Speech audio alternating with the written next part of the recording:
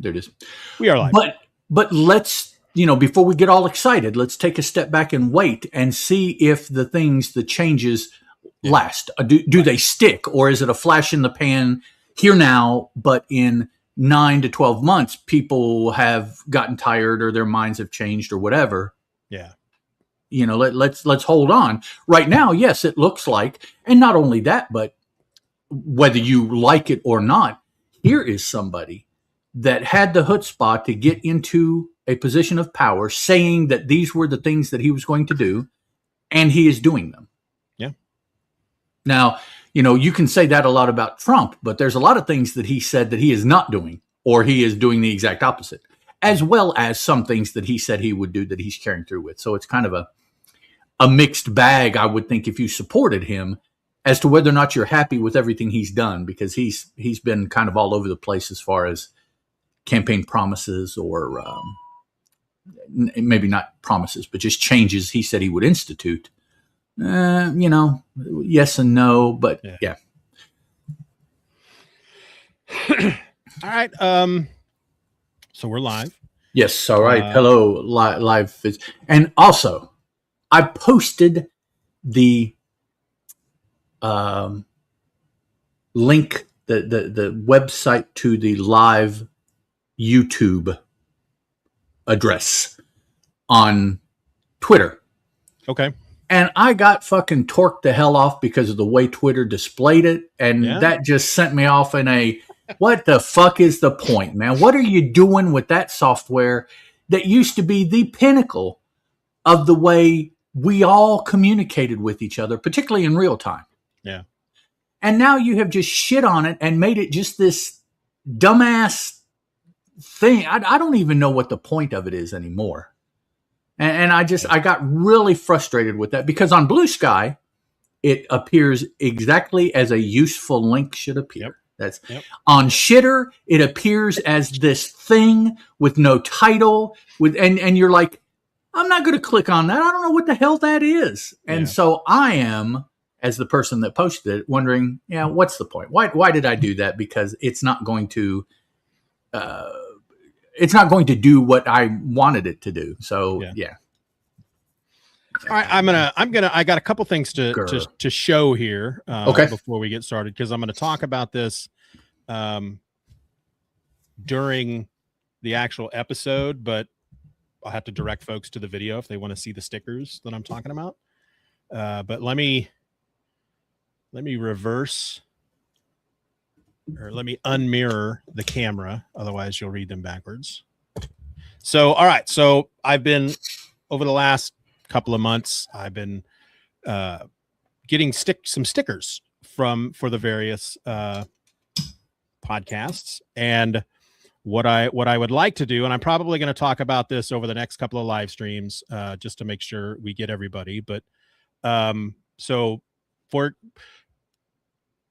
talk about what I want to do with the stickers when we get into the episode. Ultimately, I'm doing the there's a podcast that I edit, a client of mine that has a show called oh my God, why can't I think of the Flip City podcast? Sorry, Wayne. But they do a thing where if you leave a review, if you rate and review the show on Apple Podcasts and then send a screenshot of that to the show, they will send you an envelope with some stickers in it. And so that's what I'm going to do. And so I want to show you the various stickers that I've got here. And since this is the comic book super show, I'll start with that one. Okay. So it looks very much like the image you have over here to the side. Yes. Yeah. And this is, except it doesn't have the title of what we're covering, because that would kind of date it. This is a little more generic. Okay. So this is a 4x4.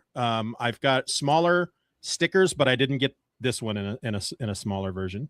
And these are vinyl stickers with paper backing. Yeah. Okay. I have them on my car right now. Superman Super Show. Okay. Nope. Over this way. Yep. I have a small one as well. Doesn't look much smaller. It's a little. It's there. It is. Maybe you held it closer to the camera. Yeah. There. Yeah. Now you can see the comparison. Yeah. Perspective threw it off. We've got Here There Came Conan. Okay. Which just dropped a new episode this week.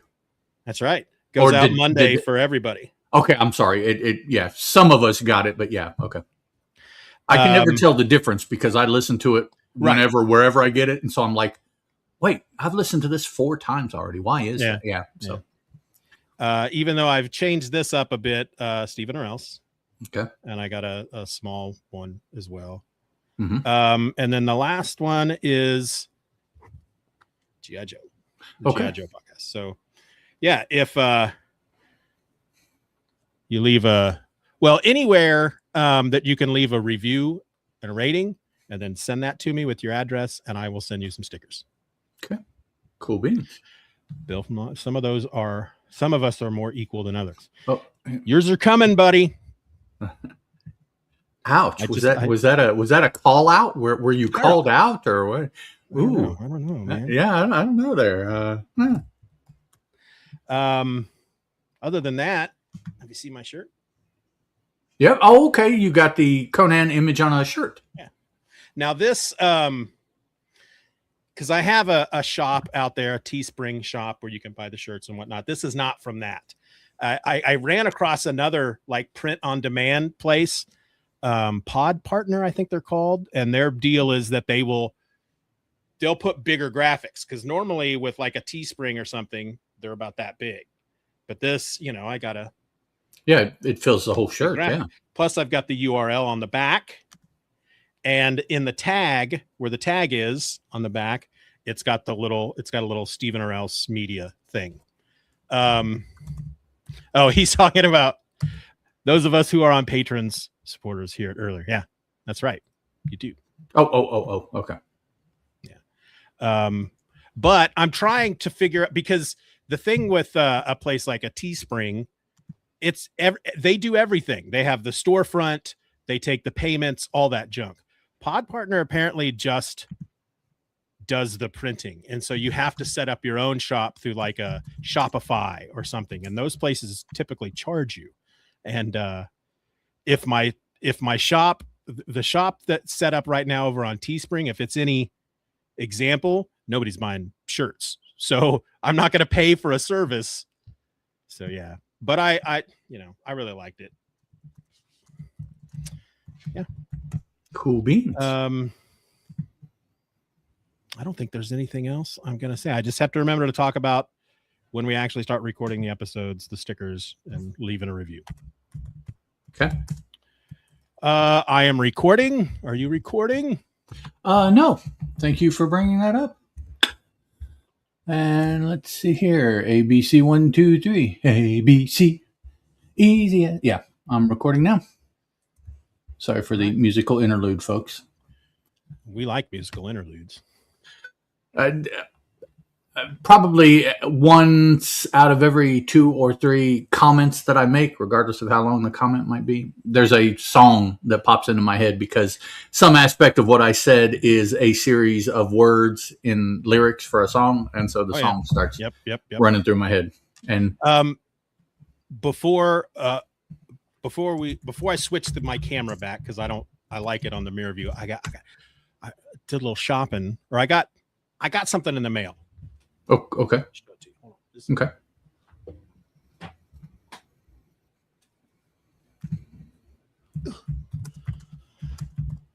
Dun, dun, dun, dun, dun. What do you think of that? Oh, okay.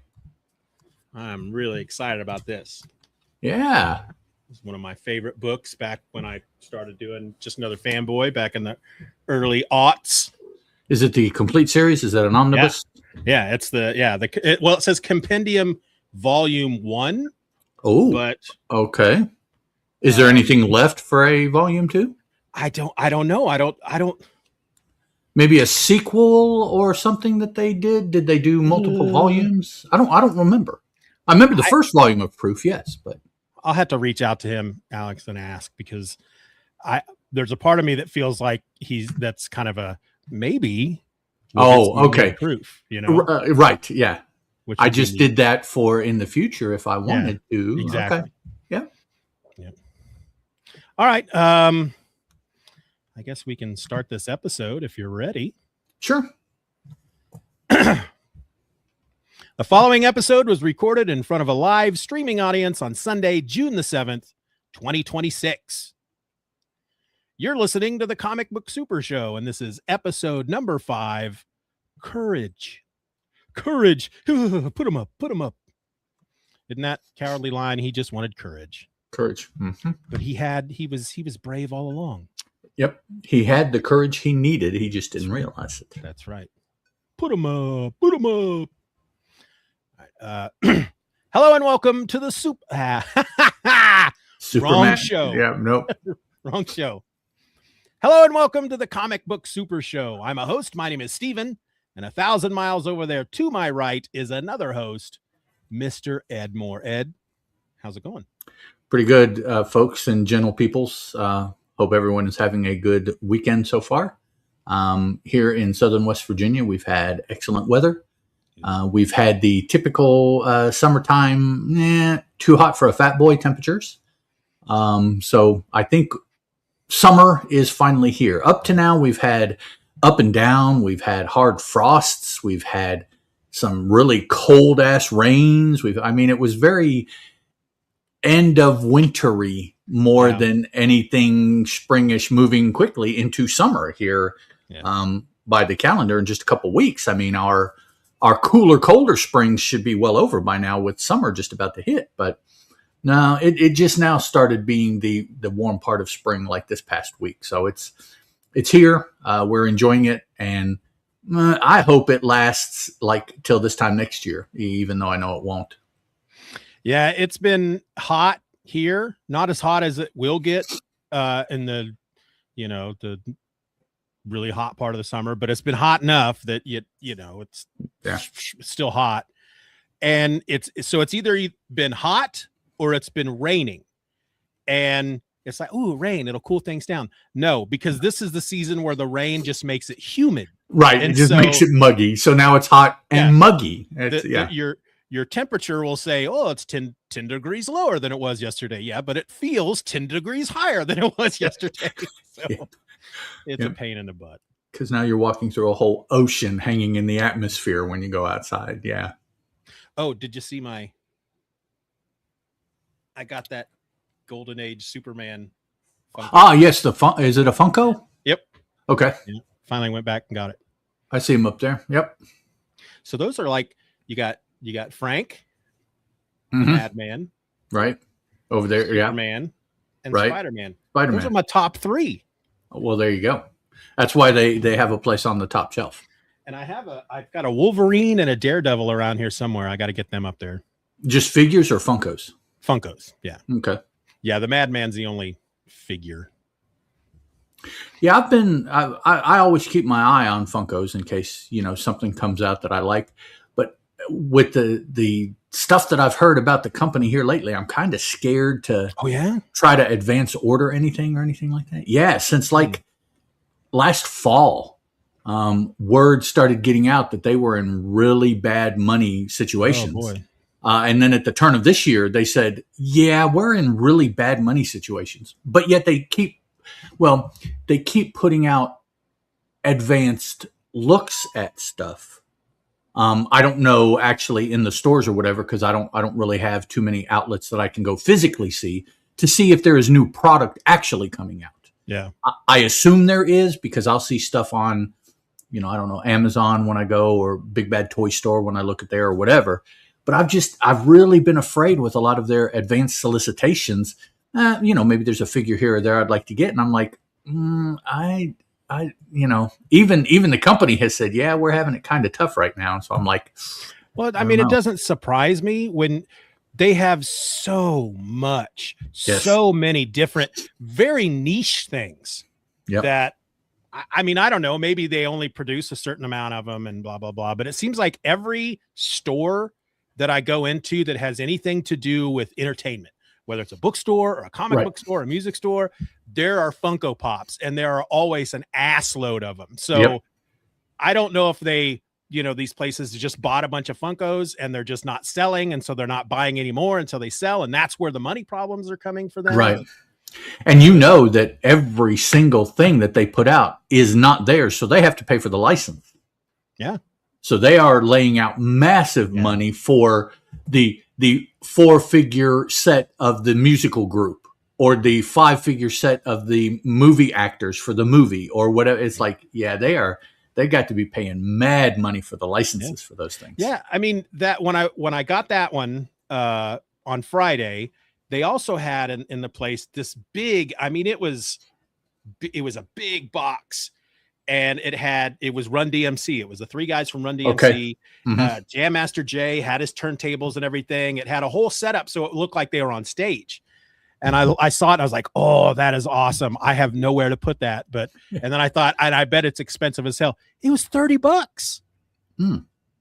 I was really surprised. That's not bad. One Funko, when it first comes out, could be $30. Yeah, I mean, exactly. Yeah. I Funko officially had to destroy truckloads of excess inventory in an ET video game type event. Well, but now with the ET video game, isn't that the one that they buried? And so if you knew, you could go and dig it up. I wonder if you can go and dig up these Funkos, or if they actually burned them or melted them or something like that for the plastic. Because if so, I would go out and try to find where they buried them and dig around and see what I could dig up. Yes. Yeah. In case that doesn't come out very well in the podcast, what Ed was saying there, Bill from Long Island over there on the YouTube, he put up a comment that Funko officially had to destroy truckloads of excess inventory in an ET video game type event. So there's like I think there's a mini series podcast out there about the ET. I think so. Like from the beginning all the way to the end of finding somebody found the stash or something like that. Yeah. All right. Before we go any further, I just want to let everybody know that I have recently gotten a bunch of stickers made for our various podcasts: Superman Super Show, the Comic Book Super Show, Hither Came Conan, another GI Joe podcast, and I want to give them away.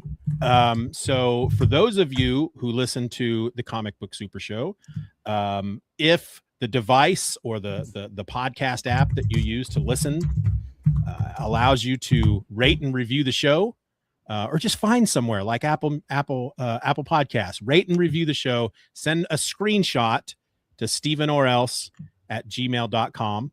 That will be in the show notes. Don't worry about writing that down. Send me a screenshot with your address, and I will send you out some stickers. If you want to see what the stickers look like, go watch the video that we're doing right now, where we live stream the recording of this episode. Link for that will be in the show notes as well. Be sure to click the link down below. Yeah. Like and subscribe. Smash that bell. That's what they always say on you. Smash it. Smash the bell. Speaking of which, like the episode if you're watching. If you're watching on YouTube, like it, smash it. Don't smash it. You want to break anything. That's just It seems because then you won't be able to watch the next one. Probably. Yeah. That's not what we're after. It seems excessive. We're after long-term viewership, not immediate kind of. Yeah. I liked it so much and I smashed my screen. No, don't do that. All right. Today we're looking at Kitty Pryde and Wolverine #5 for Marvel Comics. This issue sports a cover date of March 1985, though it hit the stands in December of 1984. It sold for just 75 cents, and it is entitled Courage. It was written by Chris Claremont with art by Al Milgrom. The letters were by Tom Orzechowski, and the colorist was Glynis Wein.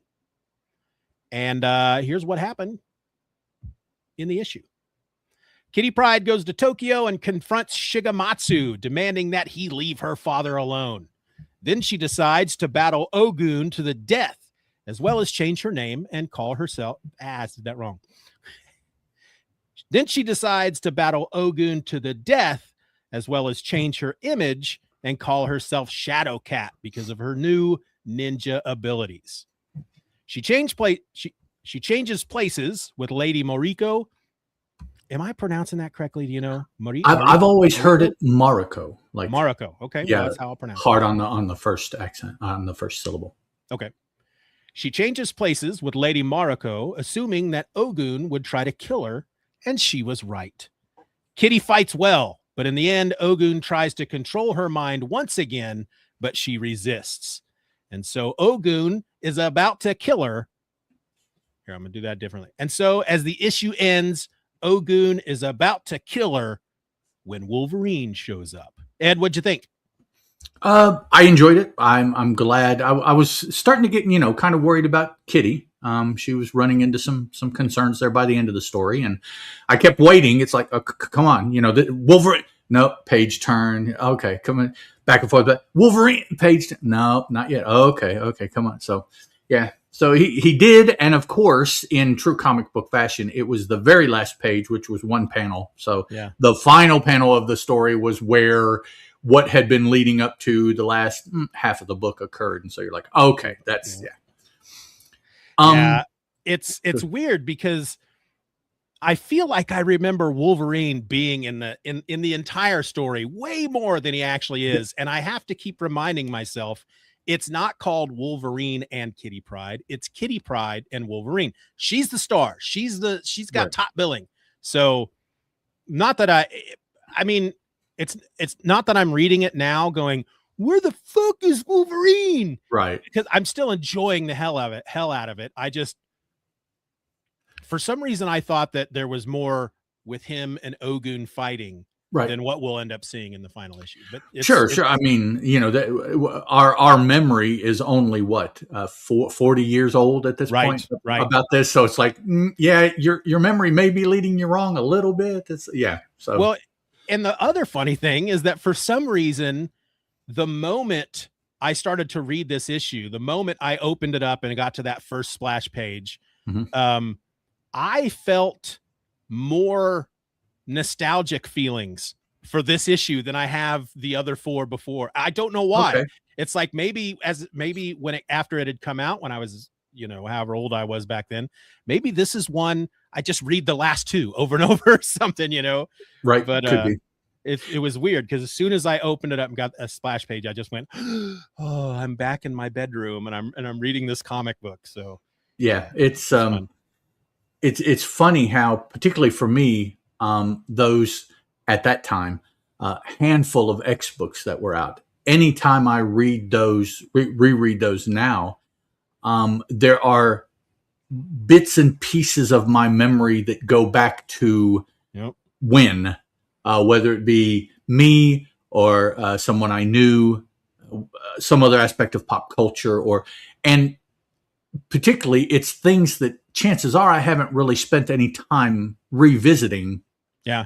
Otherwise, so it's like it's brand new revisits of these things that were impacting me. However, at the time that I originally was reading these stories, and so at this time there's 3 or 4 main X books, and then there's a mini series here and there. So I mean, it's a very concentrated offering of things that I can use to remember back. It's not like today that has 50 or 60 X books, and so good luck remembering any of them, much less who or where you were when you read them 40 years from now. I mean, chances are 40 years from now, I could pick up a book and I'm like, I don't even remember this. What, this came out then? Right? Yeah.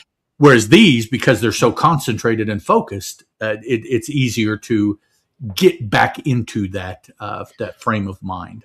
Well, and have you ever, you're reading one of these older books. Have you ever just, from the moment you see the cover or you turn a page, or you see a panel, and it's like suddenly you get these not just memories, but it's almost like sense memories. It's like when I open this up digitally, even, swiped over to the first page, suddenly I can,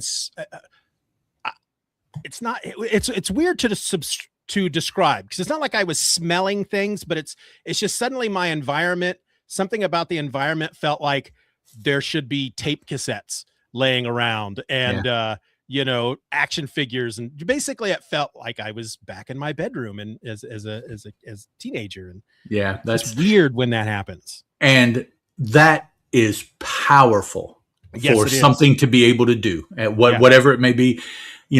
Primarily on that list of things that people always talk about are songs, music, and lyrics.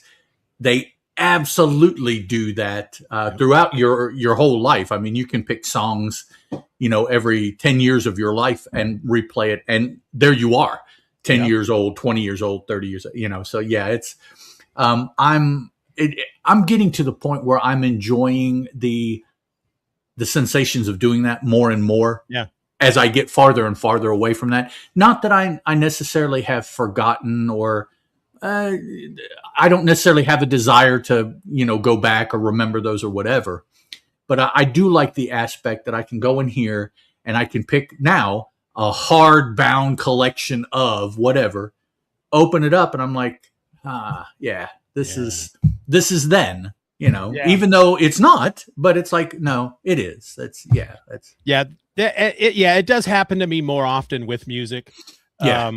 And it's funny because I'll hear a song and suddenly, again, it's the whole tape cassette thing. I can feel I could opening up that tape cassette, the sound it makes, the feel it makes. And there are certain songs that not only do I feel that, I can tell, oh, I got this tape from Columbia House, because I'm suddenly seeing a box in front of me with 9 tapes in it, and picking out which one I wanted to listen to first.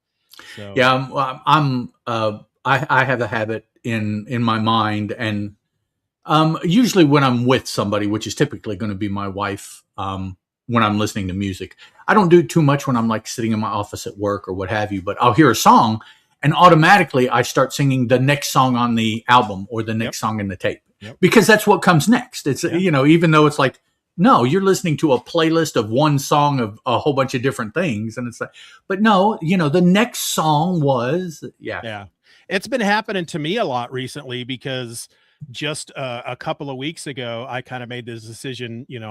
I'm always, because of music services like Apple Music or Amazon Music or Spotify or whatever, it's all I do is make playlists and listen to some of my favorite songs. Bill from Long Island says involuntary autobiographical memories. Yeah. Bill, is that a thing, or is that just words that you put together? Yeah. Is that an official? But I started thinking about that, and I was like, I used to just put a tape cassette in the radio and listen to the whole album. So I started going through and listening to the full albums from a lot of the stuff, and it's. Bill says it's an official thing. Okay.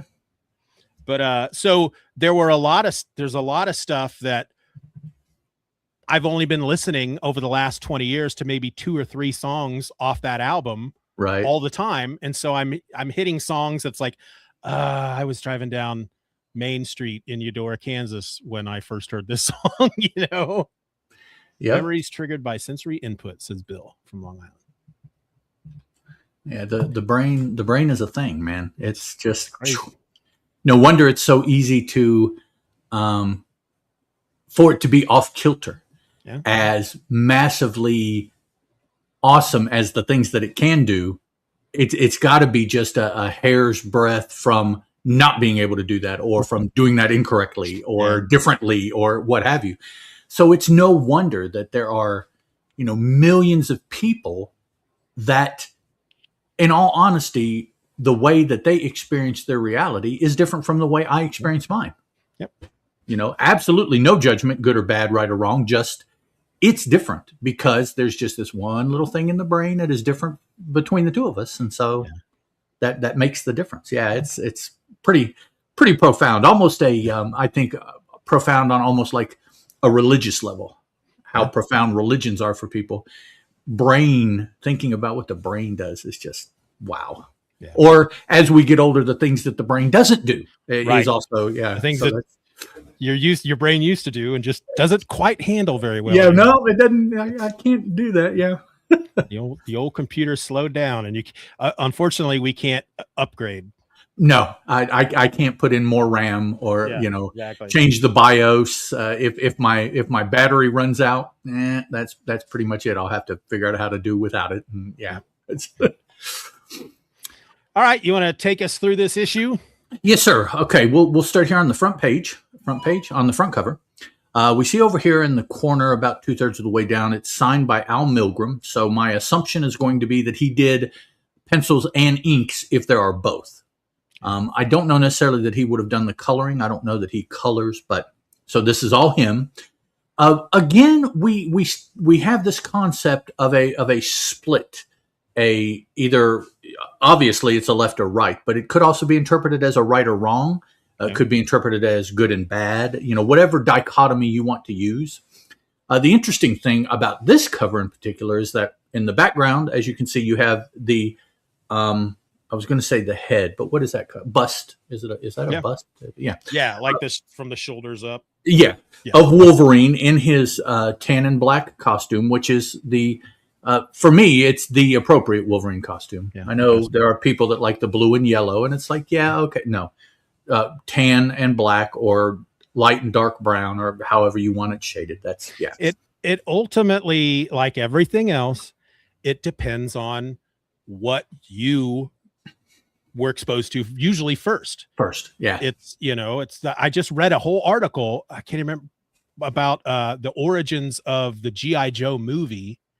Okay. And all the crazy stuff that they put in there with Cobra Law and all that junk, and how, there are certain people, anybody who, like my age, typically doesn't like it and think it's crazy. I like it. I've always liked G.I. Joe the movie. But then people who are a little bit younger, when they came into G.I. Joe around that time, they love it.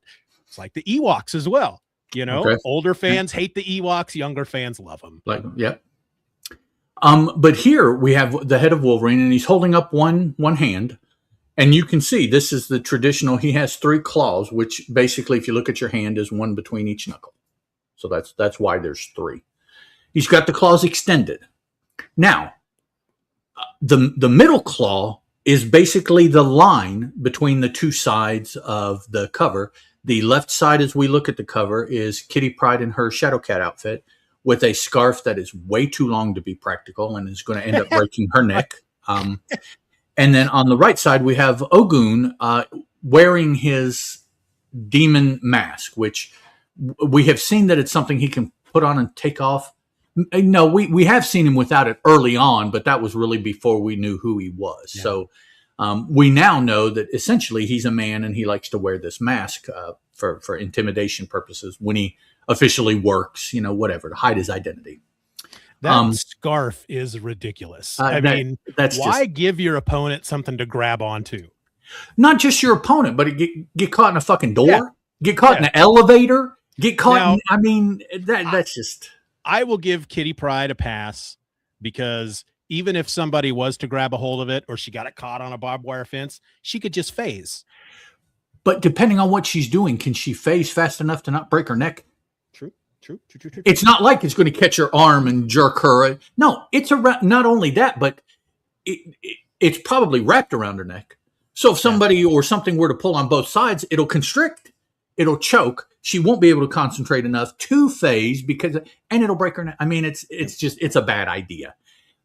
We don't talk as comic book readers very much about the practicality of outfits. It's part of the suspension of disbelief that we have to read comic books and enjoy them to begin with. So, the Psylocke swimsuit wearing ultra ninja-y kind of person operating in the North Pole on a mission, we're like, okay, yeah, that's fine. No, but the 90s thing with the big shoulder pads, and there are some characters where they just put stuff like right on either side of their head. It's like, how are they seeing exactly to the right and to the left? Yeah, you have no peripheral vision now. But it's it looks to cool. Sneak up on you behind, or her scarf just really sticks out to me. I'm like, you can have it long, like maybe up to maybe her elbow, the way this is streaming, which is about half. But that's just So, or just leave it as the Scooby-Doo Fred ascot. There you go. There, the white ascot. Right? That's fine. Or stick some knives on the end of it and then flick them around. Fling them, and like nunchucks. Yeah. And also to finish the pose, Kitty may or may not look like she's attacking. This could be a defensive pose. Ogun is definitely attacking because he's wielding a katana. He has the wakizashi on his belt, which is the other half of the pair that samurai/ninja typically wield. And the pair is called something, but the word for the pair is escaping me. But it's a katana and a wakizashi, I believe, are the names of the swords themselves, and then the pair has another name. So my impression of looking at it is Wolverine is looking on, maybe, if you want to look at it like that, or he is part of the story. But the story is going to be about Ogun attacking, and I put up the quotes, Kitty Pryde. That seems to be what this cover is telling me is going to be inside. Now, we will see if that is truly, how much of a connection the cover has to the inside. Up to this point, the covers have been pretty reflective of the story. Even at this time that this came out, that wasn't always the case. So we'll just have to flip through it and see if there's that much of a connection between the piece of art that they used for the cover and what we see inside the story. Yeah, I'm not one to read into. I can't. I'm not really good about finding messages and whatnot when, hidden meanings behind images and stuff. But I guess if I was, I would look at that and think, all right, we have Ogun attacking Kitty. Kitty's getting ready to defend herself, and Wolverine will eventually get between them. And that's what we see in the issue. Just that when Wolverine gets between them, it's pretty late to be continued. Yeah. I mean, it's like, wow. Okay. So first panel, first page is a entire page panel, a 1-panel page. And it is an older gentleman, which we're told over here in the narration is, does it have his name? Well, Heiji. It's Shigematsu. So it's his company. And so does it say that? Yeah, down here it says, okay, down at the bottom, Heiji, I think, Shigematsu. The Oyabun, or the Godfather, the big mucky muck, the head poobah, if you want to use those kinds of terminologies, of the company that Kitty Pryde found that her father, her dad. Ooh, that was, no. This isn't Xavier Jean Grey kind of stuff. This is Kitty and her husband. I did it again. Her dad. That's right. Kitty and her dad. Okay. Kitty and her dad. Yeah, there you go. And is Kitty's sister's name Benny? I don't know. Benny and the Jets. Benny and the Jets. So no, I don't think Kitty has any siblings. I don't remember. Benny. That's it. So to start the story off, Kitty found out that her dad was involved with Shigematsu, a bank that he was part of. This is the company that is the holder of the bank. The bank is part of his company, and that's the whole reason why Kitty is where she is. So she has gone back to visit him again, the man who is responsible for the ill that has fallen upon her dad, trying to sever, however she can, and I guess being a ninja, that's probably the appropriate term, sever that relationship between this evil man and her dad. She's doing it in an effort to protect her dad, but also try to get normality back to things, the way it was supposed to be back when she, is thinking about her dad rather than all this current stuff that shows him maybe is not being what she thought he was, and he's wrapped up with bad people, and et cetera, et cetera. Yeah. A very standard kind of story trope for a child in a pop culture medium that finds that one of their parents is doing things that perhaps aren't good. Yeah. And that's how the child tries to help, is to intercede and sever that so that things can go back to the way they were. So she does that, threatens Shigematsu, then phases away before he can do anything physically, before he can really defend himself. She comes on like a ghost. She's dressed like a ninja. So that's kind of playing on his folk tale side of things, and maybe an aspect of the Japanese culture that he's familiar with. So she is speaking his language. Yeah. Threatens him, tells him to stop, and then phases away and drops down a floor or two out of the office that she was, which is her mutant power, which is why she's an X-Men, yada, yada, yada. And as we go forward, there is so much more, if you haven't listened to past episodes, that we could go back about these characters and the story and things like that. So if I seem to be going back and forth a little bit too much, I find that I'm going backwards and I want to stop before I go all the way. And then, because we're talking about this issue, but you can still, I don't mean to try to scare anybody off that wants to pick this up now and read it. I certainly would recommend that you read the entire mini, not just issue 5. Right. Everything really that you need to know is in the mini series. Oh yeah.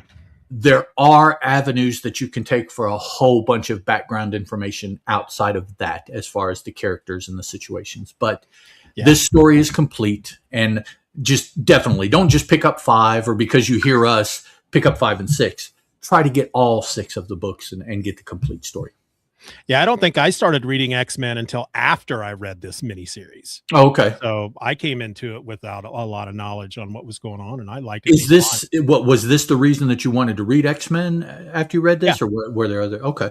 Yeah. Well, it's a pretty good, particularly Kitty. I want to see what she's like now, since she wasn't like this, and then after this miniseries, she's this different aspect of herself. Well, I'd like to follow that.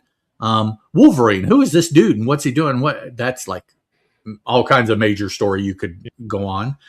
Lady Mariko, the Japanese aspect of Wolverine's life, but it kind of has a life of its own, is something that you could read about. So yeah, there's a lot of off-road you could take just from this one miniseries in 1985-86. What's funny though, knowing that when I first read this, as a young teenager, hadn't read any X-Men before, followed along fine, nothing. I didn't get tripped up on anything, really liked it. When I'm reading it, when I was reading this issue, when we get to this part where they bring Lady Mariko into it, I almost felt like, wow, they just drop her into this as if we're supposed to know who she is. Yeah. And I found that kind of weird, that back then I didn't care, but okay. Yeah. And, I think a lot of that has to do with the fact that at the time, the writer of this miniseries was the same person that was writing the X-Men. So by this time, all of this stuff was just second nature to him. He thought about different aspects of this for years, and he's finally getting it down. And it's like his, at this time, I believe the editor was Jim Shooter. And I believe it's Jim Shooter that I always think first said every issue is somebody's first issue in editing his creator's output. That was something that he says he always kept in mind and always tried to tell them. So sometimes that works. Sometimes the concept doesn't. Nowadays, if you read an X book, there's no way that you can keep that in mind, because there's just too much and it just goes everywhere. Here, they've only been going strong since 82 that the new X-Men came. I forget when that happened, with Giant Size, and then X-Men 94. So 97. No, 82 sounds too late. I feel like it was really late, like 78, 79. Or maybe 75, maybe 75, 76. Earlier, yeah. So, yeah, basically, we'll say you've got about 10 years of X-Men, and most of it is just X-Men. There's not been, at the time this came out, I don't believe there's been any offshoots other than maybe a miniseries here and there. Not like X-Force and Factor and Uncanny and Adjectiveless X-Men and Excalibur and all had that. They even started had New Mutants even started at this point? I believe so, but just recently, not too long ago. So I would say New Mutants probably had 3 or 4 years going at this point, which The crossover between the two, though, wasn't really heavy. You could honestly read the two books by themselves and not have to read the other book to know what was going on, because they didn't cross over very much. That graphic novel that started the New Mutants, there was a lot of connective tissue there. Mm-hmm. The fact that the New Mutants lived in the same building as the X-Men, so you would see maybe one or the other, a character from one of the groups in a story, and that was about it. There wasn't too much of, well, really, to understand this, the narrator says we need to see issue this of the other book. That didn't really happen too much early on. Now, the longer that New Mutants were out there, of course, Marvel as the company realized that those suckers out there will buy both books if you tell them they need to buy both books. And so it got to be more and more. Yeah. Okay. Before we move on, I do just want to say that this little sequence here is just, I just love it so much. I like to imagine if this was a movie or a TV show, we would have actually started with just Shigematsu at the desk, doing his thing, calculating whatever he's doing, writing a letter, and then her coming up would have been like a jump scare. Boo! But just the way she comes up out of the desk, as soon as she's clear of the desk, she's no longer phasing. She grabs him, keeps going, uses the momentum to push him and the chair back, so he lands on his back in the chair. And then as soon as they hit the ground, bam, she phases through him and through the floor and escapes. And the whole time she's like, mess with my dad again, I'll kick your ass. I like the way it flows. I would really like to see this in animated or live action form. Animated, they could definitely pull it off. Live action, we'd have to see, but in animation you could easily pull this off. She jumps up through the desk, and then she's kind of sitting on the desk holding him backwards but not letting him fall, giving her the chance to talk to him. And then when she's done, she basically pushes him or lets him fall, lets his weight carry her. And then to finish the scene, as everyone falls to the floor, she uses that momentum to just carry her through, phasing through him. So it's like just this one big motion up through the desk, grabs him, pushes him off balance, talks to him. You almost can see her shaking him, talking shit. And then she pushes him on over and uses that momentum to carry the circle where she goes on around and through him, and she's gone. Just, I don't know, 10 or 15 seconds maybe total. Of almost just enough that you're like, did this happen, or did I imagine and push back and I just fell on my own, or what? Because she's not going to leave really anything behind. I mean, she phased up and out. So if you look for evidence of what happened, dude's not going to find any. The police aren't going to find any or whatever. So if this was live action or animated, it's almost like the sequence could be bookended by this quiet moment at the beginning where he's just doing his work at his desk. Then suddenly, boom, rah, yelling, rah, and then she's down. And then she's gone. And then it's just him again. He's laying there. Some papers fluttering, falling off the desk as as he threw up what he was looking at, and maybe some of the papers are still fluttering down there at the end. Nothing else is going on, right? Just the papers and him laying there wondering what the hell just happened. Exactly. Yeah, that would be good to see, particularly live action. They definitely could pull it off in anime, but live action, that would be awesome to see with, I don't know, somebody like Black Widow or, anyways. The Ghost, right? The Ghost is, who is that? The Thunderbolts, the Thunderbolts character, the Ghost. Yeah, but we're getting X-Men into the universe, so. Maybe so, yeah. So she phases down a floor or two, just depending on how much momentum she had. And then she decides that she's going to go ahead and leave. And so she phases out, airwalking, she calls it, through the window. And she is like floating however many stories up. There's no, other than being able to breathe, there's no negative to how high she can go. It doesn't really matter. And the only thing, of course, about breathing is maintaining her concentration, because she has to concentrate to phase. She has to phase to airwalk. And so basically, I guess what she does, I don't know. I can't even necessarily in my brain explain it, but she will walk. She can walk horizontally, from like building to building, but she can also go down like she's on stairs, and she could ultimately end up on the ground. I don't know what the difference is in the application of the powers to be able to do that. That's science beyond my understanding.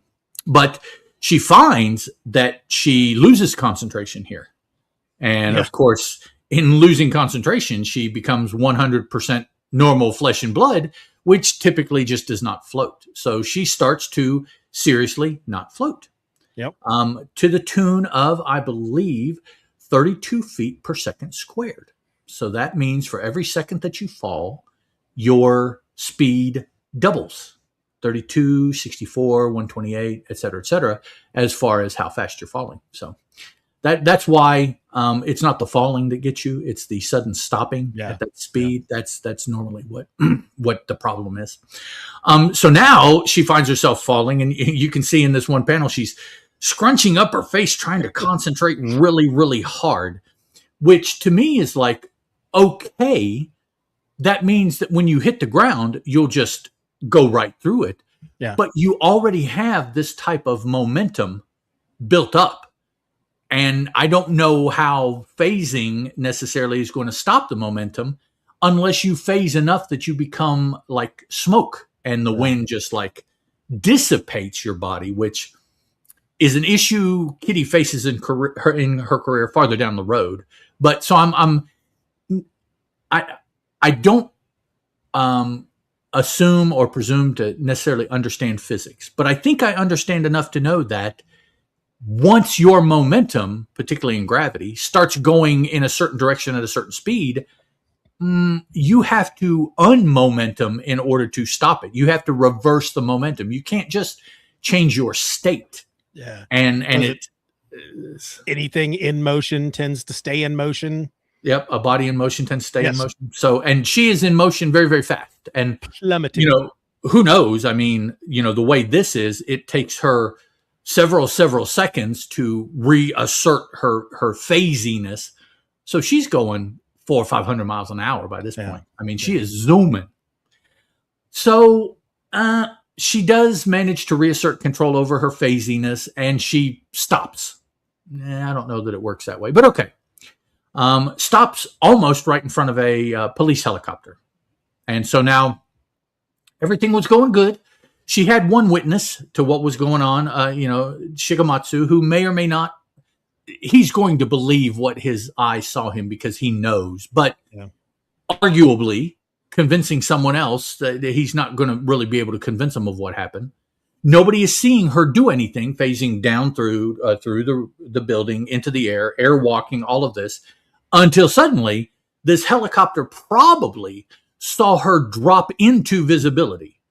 So she was up above them, dropped down, reasserted control over her phasiness, and just stopped and is hanging there. And then the helicopter pilots are like, "Hey, what's? Do you see that? What is that? Is that a person just kind of chilling there in the air?" So yeah, this is still that time in Marvel Comics where even though they have been publishing stories with these heroes since the 60s, the world itself, I think, is still fairly new because you still have people who get surprised when they see somebody flying, or, there was an Avengers issue that I was reading from around this time where somebody's like, "Why are you walking around in your pajamas?" and stuff like, it's like nowadays you'd think that they would just be used to seeing all that. But this was still a time where they wanted us to believe that it was still fairly new to see somebody floating in the air like that. So we have, this is kind of, I guess the comedic relief aspect of the story or of this issue. The two pilots go back and forth, and we see Katie. She gives them a wave, and then she drops from sight. Which I guess what she does is decreases her phasiness to where she's more solid, and so her weight continues to pull her down in gravity. She's not confused as much now, so I guess she's a lot more able to turn it on and off now that she realizes what is going on. She's in control.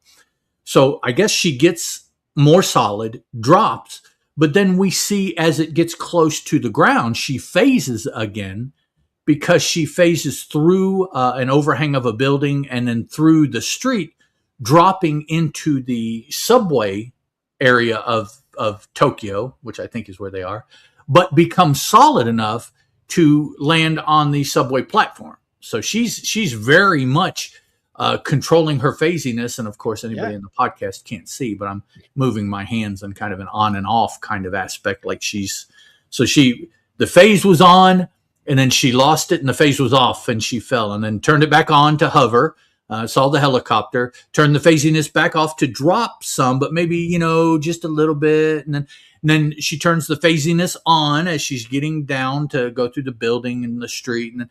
And then she turns the phasiness off and becomes solid and kind of alights on. And that's the way it looks. It's a very gentle alighting onto the platform where she's solid again.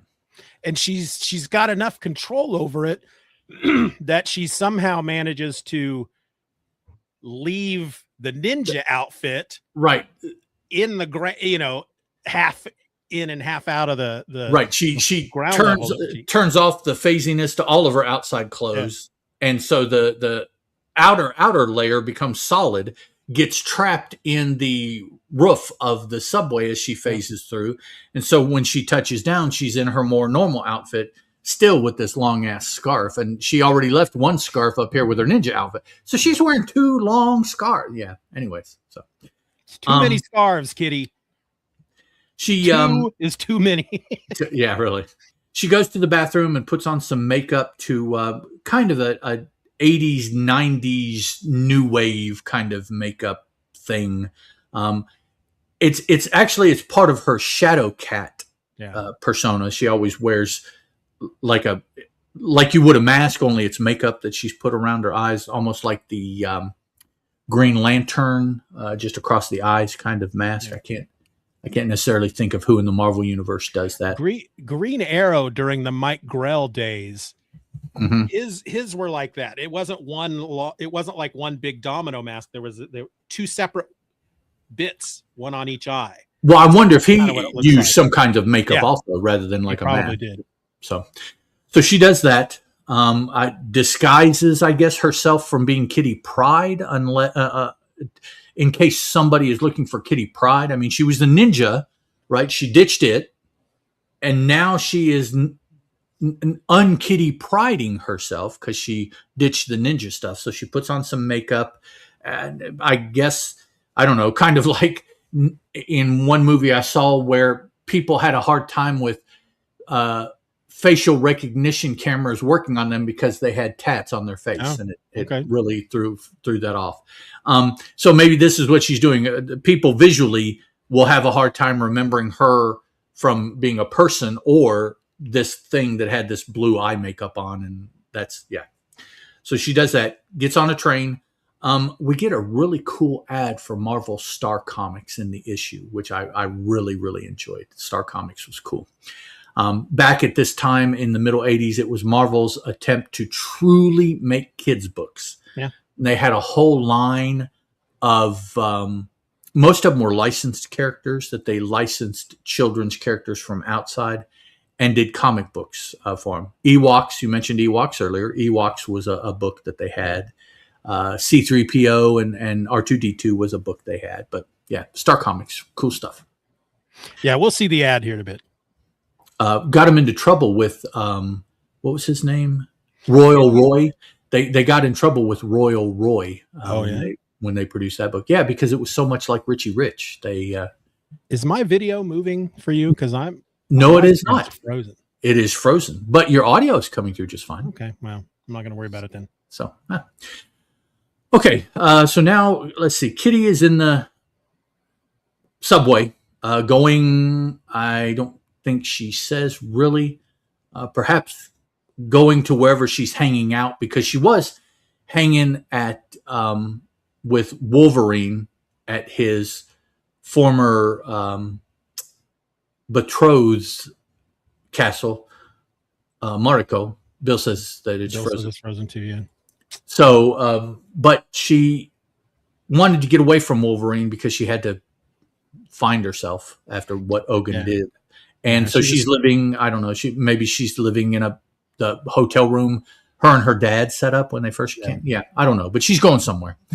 And this is kind of what is this, one page? Yeah, kind of a one-page replay of Kitty, where Kitty was and where Kitty is now, and a kind of a real quick refresher of the story too. Actually, this mini series, the first 4 issues up until now, with she breathes on the window and draws a picture of her Shadow Cat persona, which is where she is. The previous panels, which I like because it's a quasi take on the 9-panel grid, and I've become a big fan of the 9-panel grid, but nothing in my mind overly poignant if you have read all of the issues up until this story. Certainly nothing poignant if you know the history of Shadowcat and Wolverine before the miniseries. So that is mainly for newer people, probably particularly for people that are just reading this miniseries. It's kind of a summation of everything up to this point, both big world, but also this miniseries story. Yeah, and maybe it's on the next page where I don't see it here, because she does mention when she's deciding she's going to become Shadowcat. Oh, there it is. Second to the last panel. Suits me better than Ariel or Sprite. I at the time that this came out didn't realize that she had been called. That didn't dawn on me that those were other superhero personas for her before. So to me, this miniseries I assumed was like almost like her origin. Mm-hmm. You know, like she was a member of the X-Men, but she was just Kitty Pryde and she just tagged along with them and stuff. And now she's an official superhero, Shadowcat. But this camera thing's starting to drive me crazy. Well, again, the camera is frozen, but your flipping of the pages flipped okay here too. That's right. And I am working okay, apparently, because I am still moving. So I don't know if maybe it's just camera specific rather than a connection or anything like that for you. Probably the camera. So do you want to do something, or do you want me to keep going? What do you think? Yeah, because the only way to fix it would be to stop. To completely turn it off and turn it back on? Okay. Yeah. Okay, so we go back to Owasenmayaku. Yeah, I butchered that and I apologize. Basically, it's Maruko's ancestral fortress, the woman that he knows in Japan, and he is staying at her family's house, basically on family property. Clan Yoshida, we see a reference, although she doesn't necessarily play a big part. Instead, a girlfriend, shall we say, and using that term loosely, of Wolverine, as far as female, plays more of a part in the story than Maruko Yoshida does, which is where they're staying and basically is Wolverine's connection to anything he does in Tokyo. He probably gets information from Maruko's people, you know, if he needs intel or what have you. And whereas Yukio, who is the quote unquote girlfriend, she's not, girlfriend is even a too strong a word for their relationship, but she is there with him, and she is, it almost seems to me that she is Wolverine's yin to his yang as far as responsibility, what he needs to do and why he needs to do it. Wolverine is very specific in his thinking about issues like that.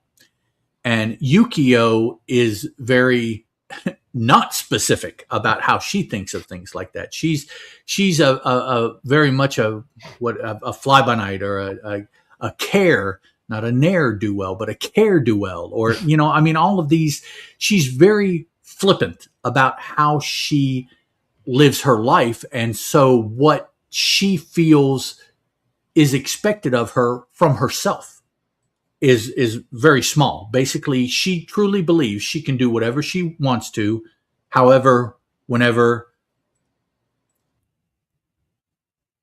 Steeven, are you still there, or did you go completely? So maybe I'm here by myself, and I guess we will see if Steeven is going to pop back into the live, and we'll see what he does. I also have a chat here that he can chat to me if he needs to. So I guess I will continue on and see what happens. If we have to go back over this, that's fine. So some pretty cool scenes. The Clan Yashida fortress is on top of a mountain, very close to the edge of the mountain. So when you go to look at, Bill says I'm not alone. Thank you, Bill. When you look out off of the out of the building, it's right on the edge of the mountain, so you can see. I'm sure the vistas are beautiful. It's wintertime, so there's snow everywhere, all on the mountain, on the patio that they're on, the trees that they use as background. Wolverine's out here smoking his normal cheroot. I assume that's what it is. I don't know if it could be just a cigarette. But he's talking to Yukio, and they're going back and forth about what Wolverine's place is what he should do, and then Yukio's place is that sounding board as to why. Why is that what you should do? Why do you feel that's what you should do? Here's a private chat from the Steeven. I'm going to back out and come back in. Hopefully it won't affect the entire live stream. Okay, well, we will see that. Oh, and he commented here in the main chat, I'm going to back out and come back in. Hopefully it won't affect the entire live stream. That is my co-host, Steeven, who is currently experiencing technical troubles of some nature. And we will all collectively see if what he is attempting to do truly will work or not. I do not know with StreamYard how viable things like that are. Oh, wait a minute. I see something. The window that had the covers and the pages has gone down, but I see the live stream ticker is still counting, so live stream is still recording me.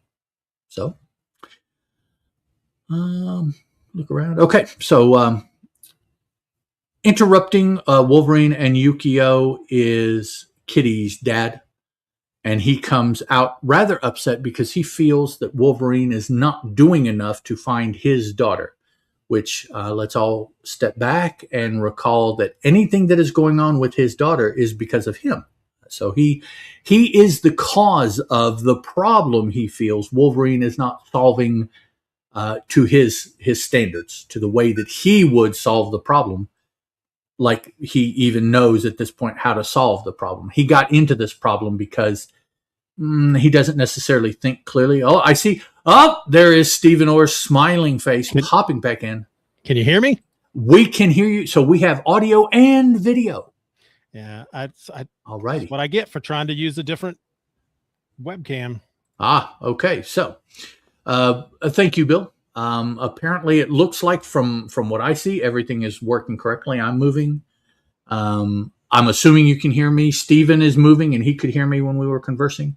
And now we have our pages back on the display. So the return of Steve.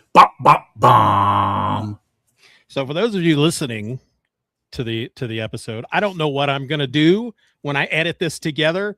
I kept talking, so that may have been problematic. If you want, we can go back to when you dropped out, and you can cut that part, and it's live broadcasting, people. This is the issues.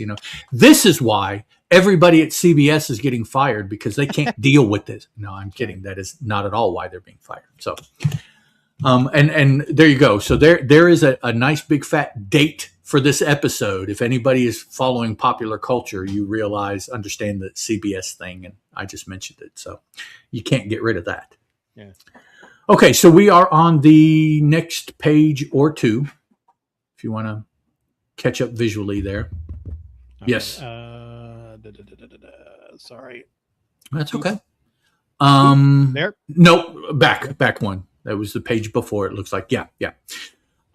So we're in the midst of this, you know, Wolverine, you need to fix my problem, which is funny because it's like, well, you caused the problem and you're fussing at somebody else because they're not fixing it fast enough or correctly or whatever. Well, Yukio kind of realizes that as well and confronts him about, who the heck do you think you are, bitching at Wolverine about the fact that he is or is not cleaning up your problem appropriately, yada, yada, yada. Wolverine, calls his guard dog down and says, it's okay. I understand. He's concerned. I'll go and, take care of and do what I can do now. Not, and we realize not necessarily because her dad prompted him, but just because Wolverine feels inclined to try to fix the problem. It's his protege in Kitty. Yeah. And what are you doing, cat? Sorry, guys. My cat is being rambunctious. Got a comment from at Jeff 02475598. Hello, new to the show. Hello, hello Jeff 02475598. Good. Do you mind if we just call you Jeff? Yeah. Can we shorten that and use Jeff? So now we cut to now here we're starting to get a little bit deeper cuts into the Wolverine mythos. Big Jeff. Okay, Big Jeff. Fine. Yes. Okay. Let me write Big Jeff down so I try to remember. Big Bad Jeff. Big Jeff. Okay. This scene, I understand on the backside after having gone through this portion of the story why this is here. I didn't understand the jump cut to this scene with these two particular characters at the time, but what we see is we have gone from the Yoshida clan stronghold on, I don't know, the outskirts of maybe Tokyo, maybe another city, because they fly to Tokyo. So that makes me think they're off away somewhere. To downtown Tokyo, where we see, maybe for the first time in this story, Lady Mariko. I'm not sure if we've officially seen her yet. First time. So this is Lady Mariko. This is the living namesake of the clan. All of her male, we'll say progenitors, if that's even the appropriate word, have died. Her dad, uncles, and she is the oldest of the clan. So that means Billy Dunleavy. Hey guys, Big Bill got Big Jeff, now Big Bill. That means that all of the clan doings and responsibilities and what have you fall on Mariko. Can I just say real quick? No, yeah, go ahead. We already had a Big Bill. I forgot that. Sorry, Bill from Long Island. I don't want to make you feel like you're not a Big Bill either. Big Bill, Big Jeff, Big Billy. That's what we'll do. Sorry. I just stepped all over the podcast. It would have bothered Steven for the rest of the recording. So it would have. I would have reached out to Bill from Long Island. I would have reached out to him afterwards. Yep. Hey, I'm really sorry. You would have hesitated here and there as that thought popped into your head when you got ready to say something. It's like, no, take care of it, man. Get it done. Jeff asked, we talking X-Men 118? Actually, we are talking issue 5 of the Kitty Pryde Wolverine miniseries. The first one from, what was it, Steven? 1985? 1986, in there somewhere. 80, where'd it go? 84. 84. Okay. December of 84. So this is in approximately the area of X-Men 180s, mid to late 180s. Yeah. So that's when we're talking as far as the main X-Men book. Okay. So, as far no, I don't need to do this because it doesn't necessarily play a part in the story. So let me rewind that thought. This is Lady Mariko. She is the governess of an orphan. That is Akiko. Akiko is no blood familial relationship to anyone in the X-Men. In a previous X-Men story, in some issues where the X-Men were trying to rescue people in Tokyo because of some goings-ons, Akiko and her mother became trapped, and in saving them, they got to them, the X-Men got to them in time to save Akiko, but they did not save her mother. So Akiko was an orphan because of issues surrounding what the X-Men were doing. They were doing the appropriate thing, but it's one of those kind of fallout kind of things like you see came up in the Avengers movies eventually, where the government came down on them for the death and destruction, where they were trying to prevent death and destruction. Valid. I mean, there are valid concerns. I think in real life you end up having to weigh, if not what would have happened, as opposed to what did happen that we do know of. So, excuse me. Wolverine felt responsible for Akiko because he was there when her mom died. It wasn't necessarily his fault, but he took her in. But of course, he is the adventuring Wolverine, Logan from America. So taking on an orphan girl would have been very, very difficult for her as much as for him. So Mariko steps up and says, instead, why don't you leave her with me?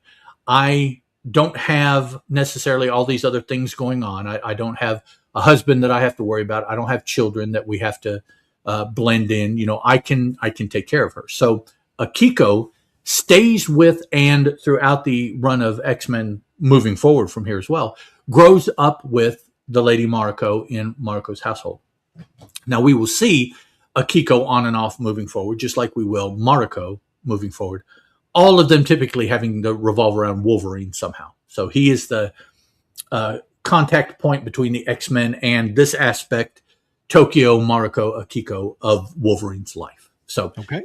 So that's where we are. We're looking in, and it's not been too long, I think, at this point since Akiko has gone to live with Mariko. I think it's still a newish kind of relationship, and you can kind of see that because they're very loving, friendly here. Not that that's bad, but I just think over time there would be a normalcy that wouldn't necessarily be that affectionate. And that's just that's a human thing. A lot of people do, that. They think of husbands and wives. The affections get to be not so much outwardly, but by things that they do without having to say, this is me being affectionate, Mm-hmm. So this is still the stage in their relationship where you can very much see that the effort is being made, particularly by Mariko towards Akiko, to be affectionate. And so Akiko wants to do more free, childish kind of things. And Mariko is telling her, well, not necessarily that I mind doing those things, but I have these other responsibilities that I have to be sure to take care of, but I also have to maintain this particular image as being the Oyuban, to throw out that word, of the clan Yashida, which Mariko now is. Also, just popped into my mind, for those of you that are familiar with the character Silver Samurai from the Wolverine side of things, and actually he made a big appearance in the second Wolverine movie or one of those. He is a Yashida as well. He turns out to be Mariko's uncle, nephew, or whatever. Like her dad's brother is the Silver Samurai's, I believe his name is Kenji. His father, I think, is Mariko's dad's father. So that would be like a cousin, something like that. Although he is not apparently connected enough, because he was never considered to be Oyuban like Mariko was. I guess because it's a direct lineage. Her dad was in charge, so she is the next. And then maybe if she doesn't do it, maybe then it would pass laterally over to Kenshiro or something like that. But Silver Samurai, who will start appearing more whenever Mariko does, they're in the same Mariko's uncle, I thought. Okay. Jeff, let me look. I'll look it up. So Silver Samurai is her uncle. So that would be her dad's brother. Okay. That's possible also. But he doesn't play a part in this. It's just something that I thought I would throw out to be kind of a touchstone to try to tie some of these things together as people read other stuff.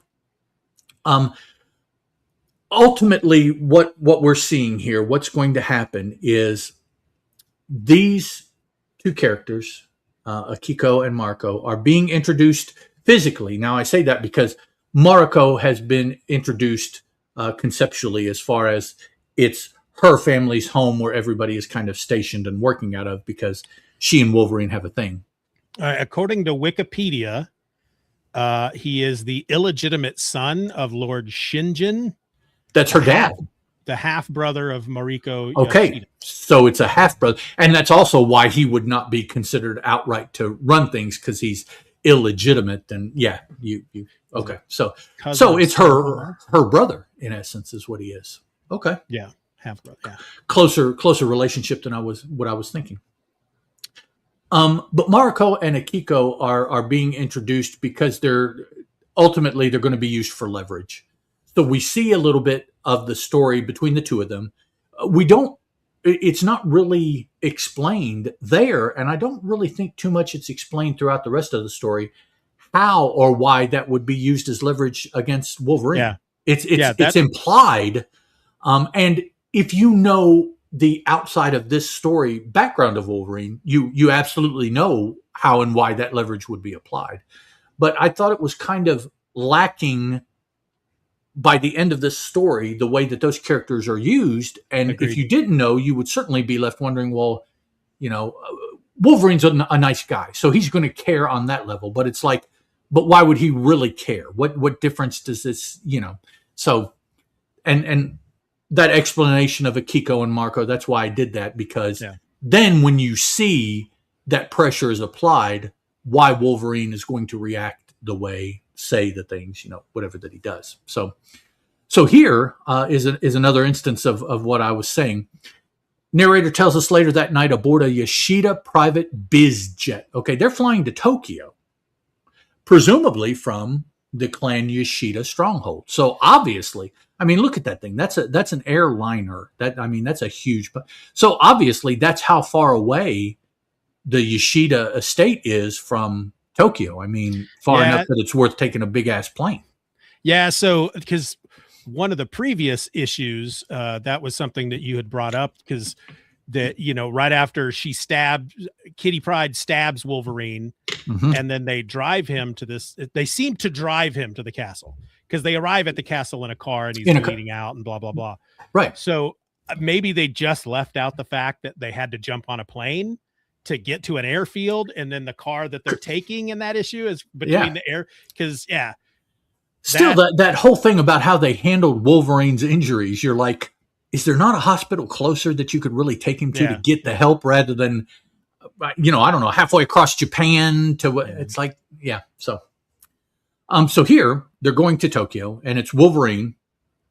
It's his current Japanese paramour. Whenever he's in Tokyo, this is his paramour. When he's not in Tokyo, he's got a different paramour. He's got a lady at every city. Yeah, and I don't say that in a bad thing. Right. Both of these characters understand the nature of that relationship. They're not. It's not.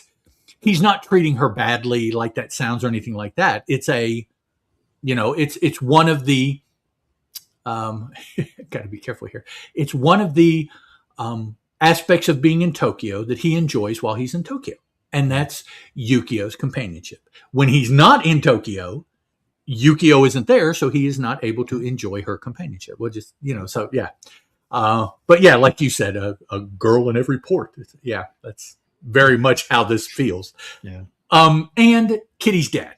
I mean, I guess it wasn't bad enough that he was giving Wolverine grief. Now he wants to tag along and make sure that Wolverine does help his daughter, like Wolverine said he would, like Dad feels that he should, or whatever.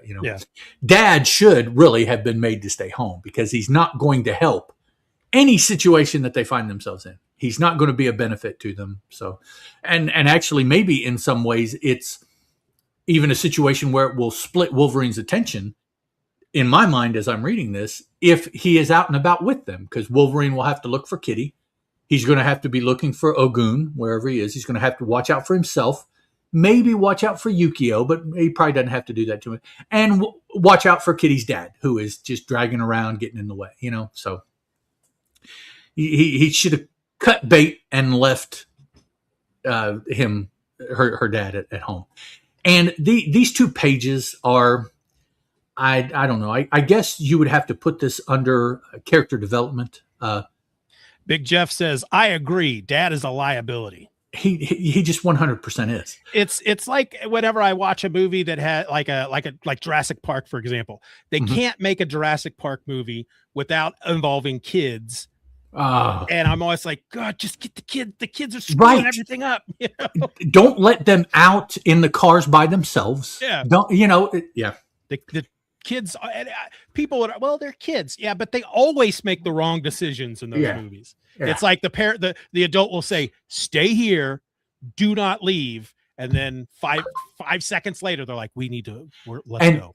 Of course, at this point in my, movie consumption history, I understand and have to verbally say, well, I understand they're doing that to further the storyline. Right. Yeah. Because there is no logic to it at all. None.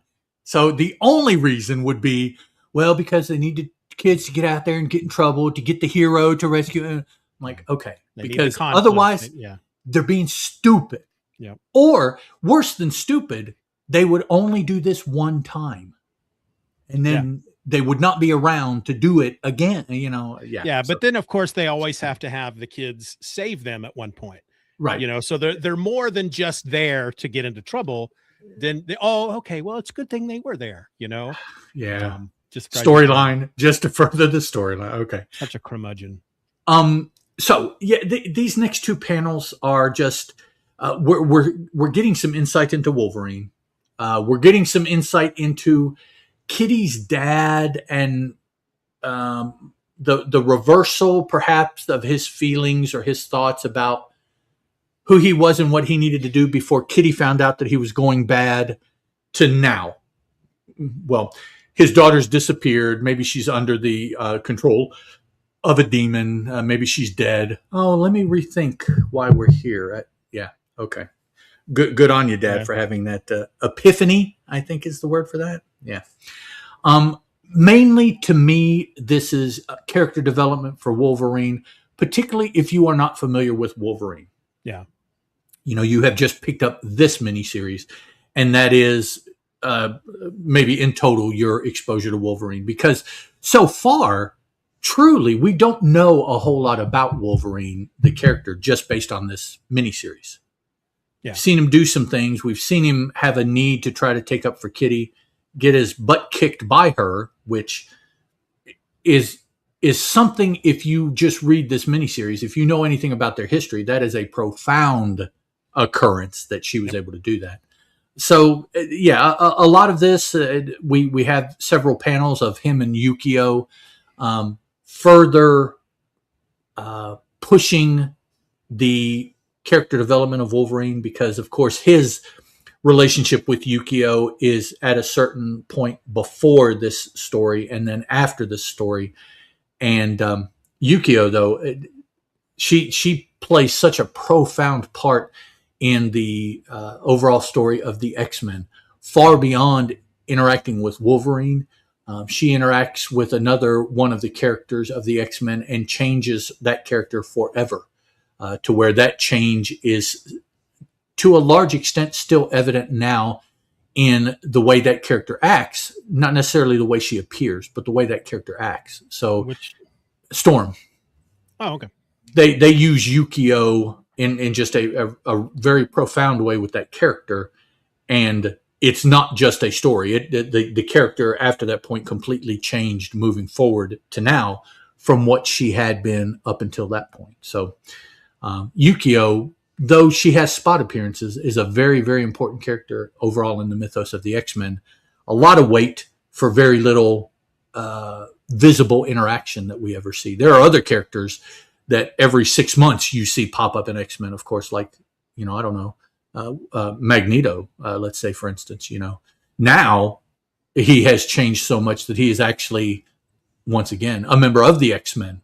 So that's different from Yukio, who has, that would be like her popping in every 5 to 6 months and, let's say, killing a character, completely removing him from the board, right? But instead she changes the way the character is delivered. But okay, so now we go to the Yoshida residence in Tokyo. which I guess is where Kitty was headed when she got done with her ghost ninja thing. So she's going, no, I'm sorry. This is Ogun. Yeah. Ogun is going because he wants to involve Mariko in his dealings with Kitty and Wolverine. Because if he can use Mariko, he can leverage Wolverine to bring him Kitty, which is ultimately what he wants. He wants Kitty to be his protege forever moving forward. Kitty has said no.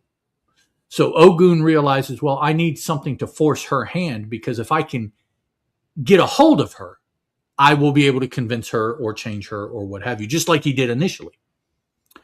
So he doesn't have the leverage. He's already confronted Kitty once, and she said, yeah, no, bye-bye. So what else can I do? So I'll get Wolverine, who I also have a history with, according to Wolverine, a very deep history. Yeah. And I'll get Wolverine, and because I involve Wolverine, Kitty will come along. Either Wolverine won't ask her to help. That's not the way Wolverine works. But they're bonded in such that if something is going on with Wolverine, Kitty will know and she will try to help automatically. So Ogun is on that path. And that path starts with putting pressure on Lady Mariko. So he goes to her Tokyo residence to threaten her, kidnap her, whatever he's ultimately going to do. But he finds out that in the place of Lady Mariko is Kitty. So apparently Kitty assumed this as well, that this is where Ogun would end up at some point. And so she has arranged to take Mariko's place in the residence. This is really kind of a funny scene when you think about it, because, Ogun sneaks in. There is, he sees who he assumes is Lady Mariko laying in bed, and he's chopping her head. He's decapitating her. Yeah, he's trying to kill her. Yeah, so he's making the kaya, as he hits, doing the swipe, is whatever they would call that kind of yell. And then, but as soon as she jumps up as Kitty, the kaya turns into a scream. Ah! So the fact that Ogun just, Ogun the Immortal is what I've seen him listed as, and he can still be surprised. Yeah, to this extent. I don't want to say scream like a girl, but you know what I mean, like a little kid, like a child. Yeah, there you go. With the added insult of surprise sucker that she says when she sits up, pops up, whatever, Yeah, that's a good scene. Surprise sucker. So now we start a running battle, very literally, between Ogun and Kitty Pryde. That we now, even the way she's dressed and looks and everything, you might not realize that that's her.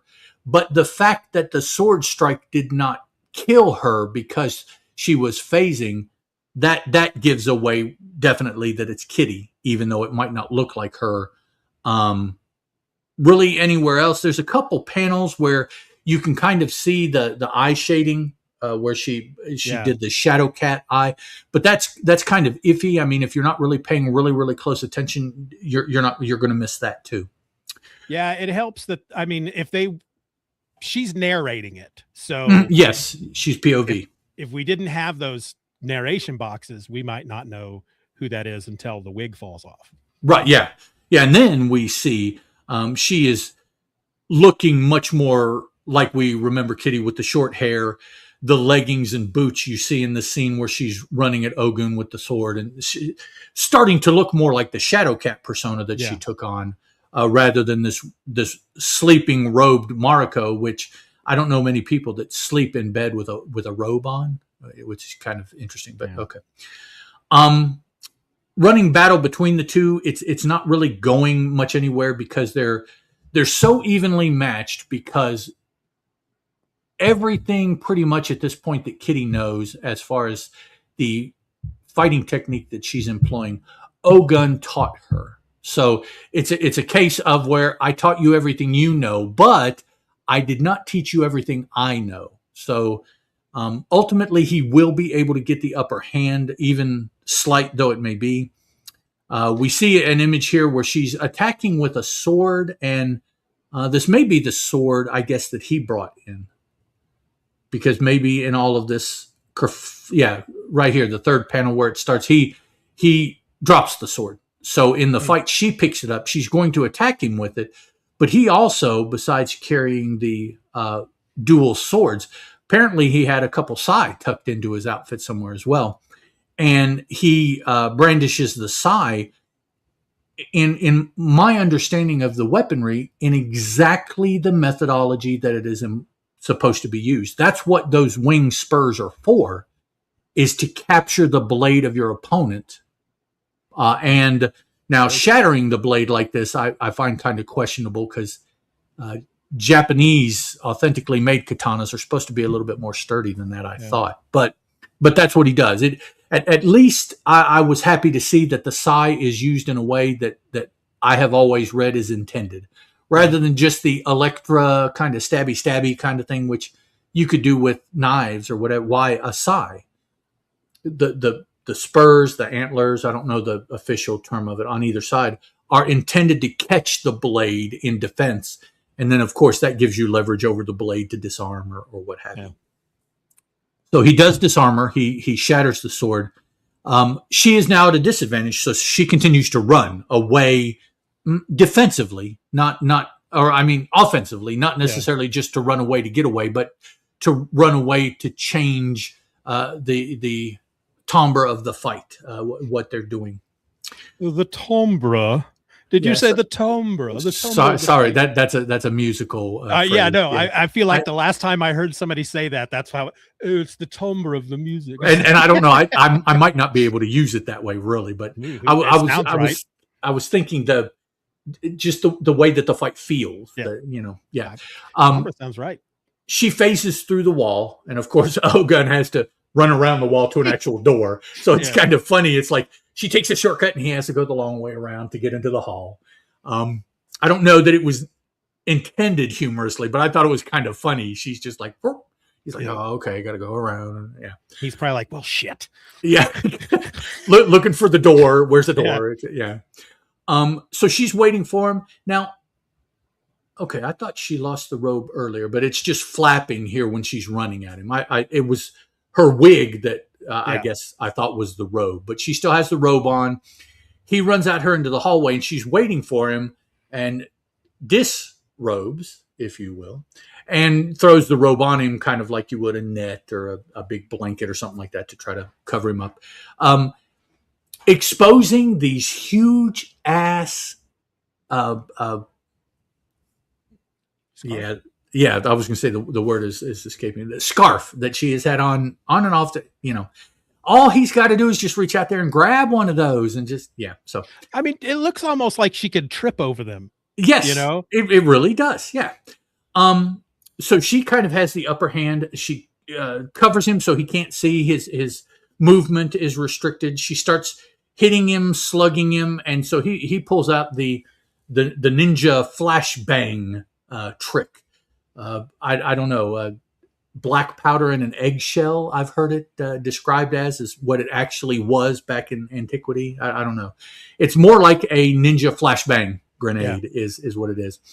And by the time that her eyes clear enough for her to see, the robe is there, but Ogun is not. She has no idea where he's gone. She has no idea at this point what to expect. So now she is very much Kitty. She is very much on the defensive. She doesn't know.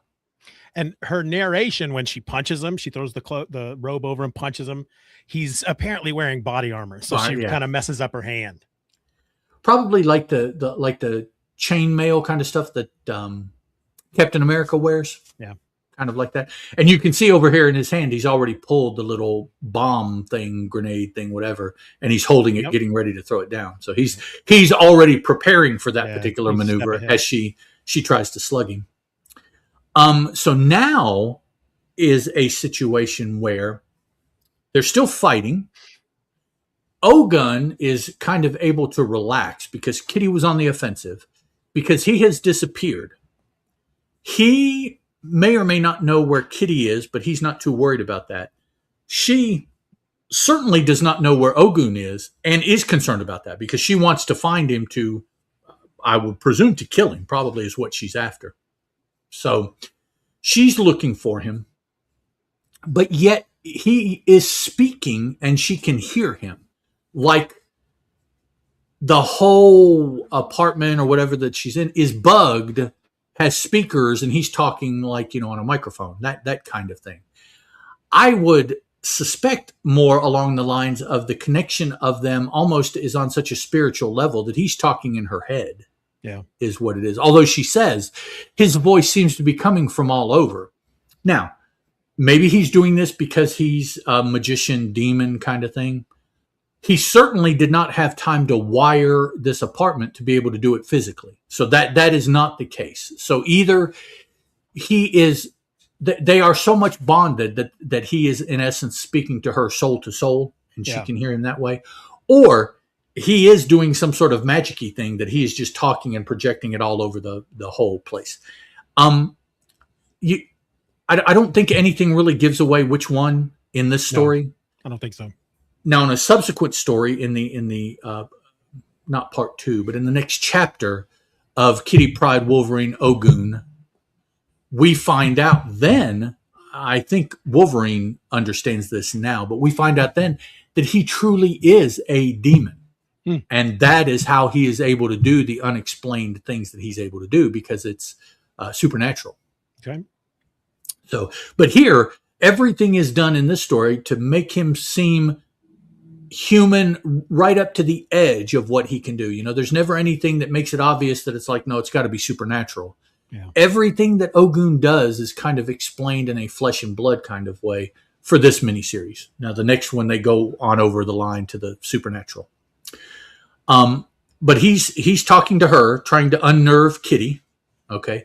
Kitty is trying to keep herself centered as she is looking around, trying to track his voice or something. I don't know if he's coming from everywhere, then there's no trail to follow in trying to find where the voice is coming from, because it is just in every room. So it's, So finally, she starts to get pretty frustrated. And in getting frustrated, Ogun is finally able to get the drop on her using a bow staff, which I assume that he found in the apartment, because certainly in his outfit, he can carry sai, and we don't know.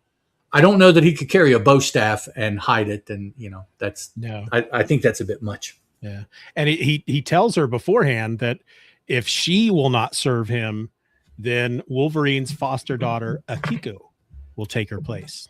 There you go. Further leverage of the Mariko-Akiko relationship, which, Wolverine absolutely would not dig that, because from the time that he first ran into Akiko, even up to now, he's got a very, very soft spot from her. Yeah. And several bad guys over the years have used her to get to him. So it continues up until today. Okay, so using this bow staff, apparently Kitty and all of her traipsings around stayed solid. He manages to trip her. We see the continuation now of this running fight between the two of them. He armed with the bow staff and she armed with nothing but her ability, which is Ogun given for the most part. Now, she has learned some things being an X-Men and learned some things from Wolverine, but the majority of her training at this point, particularly making her Shadow Cat, was from Ogun. And the narration here tells us that because that first panel here, he jabs at her with the bow staff. She rolls out of the way. He says, "Splendid! I could not have executed that evasion better myself." And so her narration is basically saying, most of my ninja combat abilities came from the psychic template of himself, Ogun, imposed on me. They're pretty much gone now.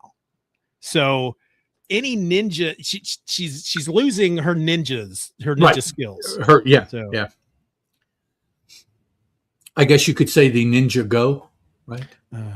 She did not go ninja, go. Oh, okay. Sorry. Bad joke. Ninja's going away. Yes.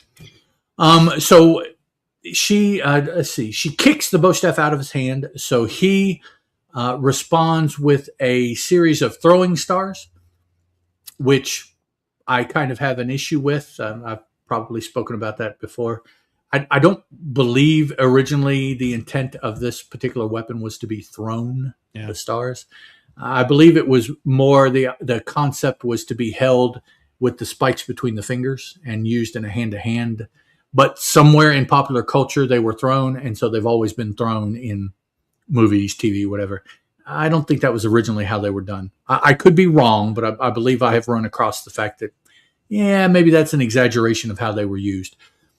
Nowadays, I don't know. If you study ninjutsu, if anybody out there studies the arts, is this a weapon, and the weapon, is this how you're taught to use the weapon when you actually study ninjutsu? I don't know. But catches her off guard. She is able to phase to allow the stars to phase through for the most part, but it was so close that she flinched at the stars. And so it was very, very last second that she was able to phase. But apparently it doesn't look like it did any damage. She phased in time, although maybe she even suspected that she wasn't going to be able to do it in time. She drops down. She's not, I think she's okay here so far. She's talking to herself and thinking about fighting this master ninja, pseudo demon kind of creature, and how it's getting more and more difficult because those aspects of her that he, like you said, Stephen, imprinted on her, she has lost or no longer has access to, or what have you. Curiously enough, though, this persona of Shadowcat and her ability to fight from here carries forward in the story. So, I mean, in her story. So if she loses this ability, then how she is able to maintain this persona moving forward without that fighting ability, yeah, I don't know, because she always seems to have that fighting ability, so it's like, well, yeah. In the midst of everything, she hears a scream and she realizes, oh no, he has finally gotten to Mariko and Akiko, who are here, but they were just somewhere else while she was hiding in Mariko's bed, because they figured that would be the first place that Ogun would look for Mariko, would be in the bed. So she goes to where she knows. Now, Ogun doesn't know necessarily at this point yet where Mariko and Akiko are hiding. Kitty does. Kitty hears the scream. It's Mariko. Oh no, I got to go see what's wrong. Ogun must have found her. Kitty phases through however many floors, however many rooms we see, whatever, phases into the room where Mariko and Akiko are, and then they're in there alone. And she realizes, oh shit, I was decoyed. Yep. And then through the window jumps Ogun, having tracked Kitty to see where she went. And he jumps in and unleashes myriad throwing stars, just like you would a machine gun. Just throws them everywhere, trying to hit somebody. And Kitty is helping Mariko and Akiko hide behind some furniture. But Kitty gets hit by one of the throwing stars. And I immediately knew what this meant. I've seen too many things like this, and so I knew immediately what had happened. Now I'm waiting for the narration to tell me that it has happened. So she helps Mariko and Akiko phase through into another room where they're separated enough that she tells the two females to go, either run and hide somewhere or get out of the building, or just go as far away and as fast as you can. So she's doing that whole thing. You run. Oh, go hide. I'll hold them off as long as I can. And, so that's what Kitty's, maybe even in that voice. I don't know. Maybe.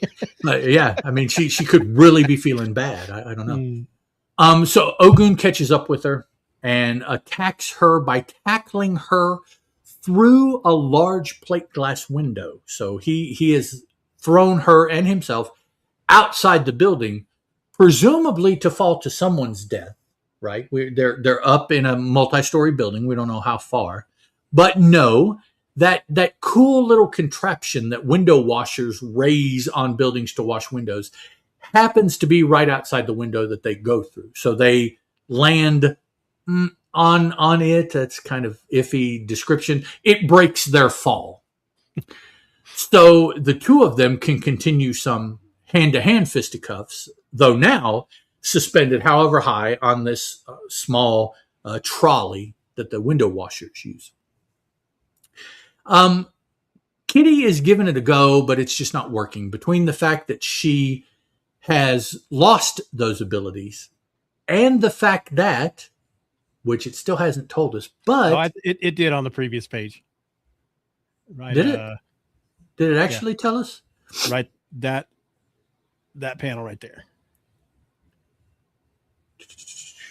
Oh yeah. Well, he says, Ogun tells her, "Be not afraid to say." Well, no, she's feeling it. The panel above.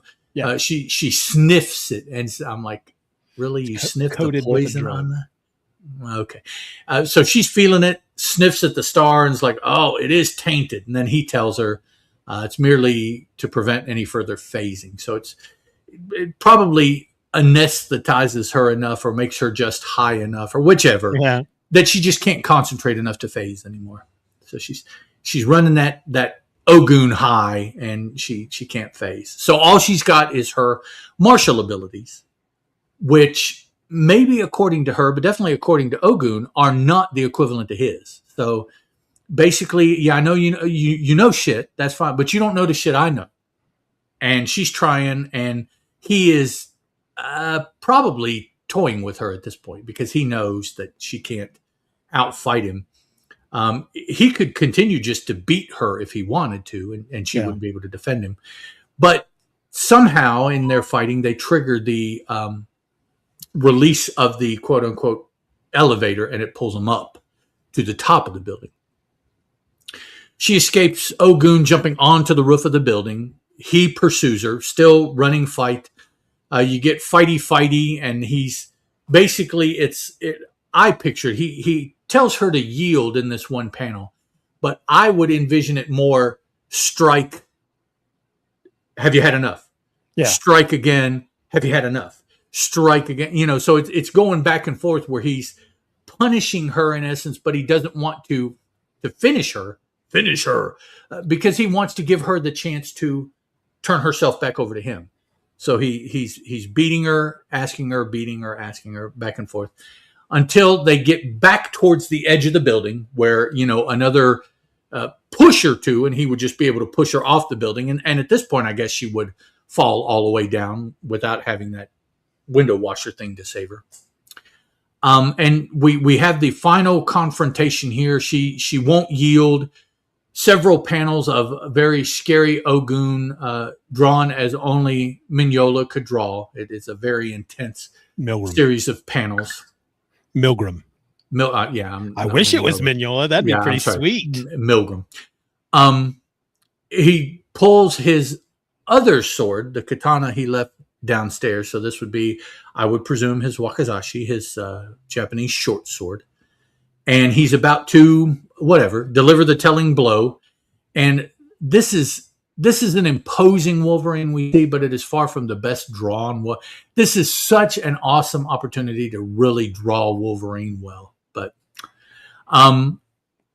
the save of her dying at Ogun's blade is Wolverine finally showing up, saying, "I wouldn't do that, bub, if I were you." Now, Wolverine is backed by a huge full moon, so we are as close to the moon as we have ever been in the history of the Earth because it is very large. He is standing there in his brown and tan outfit, arms held akimbo in front of him, cigarette smoking drifting into the air, standing on the ledge of the building. You know how you've got the lower portion that people actually on, and then you have a 2 or 3 foot built up ledge, all the way around the building. He's standing on top of that and turning. He has positioned himself in such a way that he is in front of Ogun as Ogun is focused on the kneeling Kitty in front of him, in front of that wall, about to deliver the death stroke. So she's here, crying, for mercy, as it were. She's retracted and her hands are up, and Ogun is standing over her, about to deliver the slash. But 2 or 3 feet away, 2 or 3 feet up on the edge of the ledge, is this Wolverine saying, "I wouldn't do that, bub, if I were you." The blade is glinting. We have a lens flare off of the wakizashi here, and Ogun, you can't really tell if he's looking up at Wolverine. He's probably still focused on Kitty and then Wolverine. So this is the moment right before Ogun realizes that Wolverine is there. And excellent way to end this in preparation for the next issue. This is definitely page turn, book turn, even series turn. If this was the end of this miniseries and they're going to do another one, this is where you end it to get people to read the next issue. Yeah, I remember hitting this page the first time when I was a kid and going, "Oh, this is going to be awesome! I don't want to have to wait a whole month." Yeah, really. But yeah, the first time really in this miniseries that I thought the art was a little bit of a letdown was just this panel. I don't know if it is just his artwork in general. Maybe he didn't have as much time to spend on this one as he did other panel. I don't know, but it just it's lacking. I would assume that he drew the book in order, the issue in order, right? Sure. And so this was the last thing he drew, and maybe he was running, close to the deadline. But I think in retrospect, he should have done this page first. I think this is a very important page. And if you're going to turn a page to finally see Wolverine getting ready to throw down with the big bad, Wolverine's got to look better than this. Got to. Yeah. So, yeah. But this was the time, again, when they firmly believed in you get this. These books have to go out on time. We don't. Our books. Jim Shooter. He was.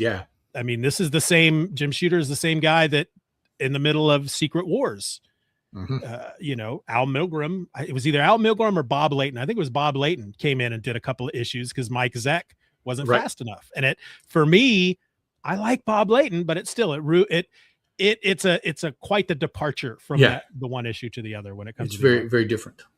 And also, this is a time, particularly in Marvel, when artists weren't necessarily revered as much as they are nowadays for their work on comic books. This was still very much a character story driven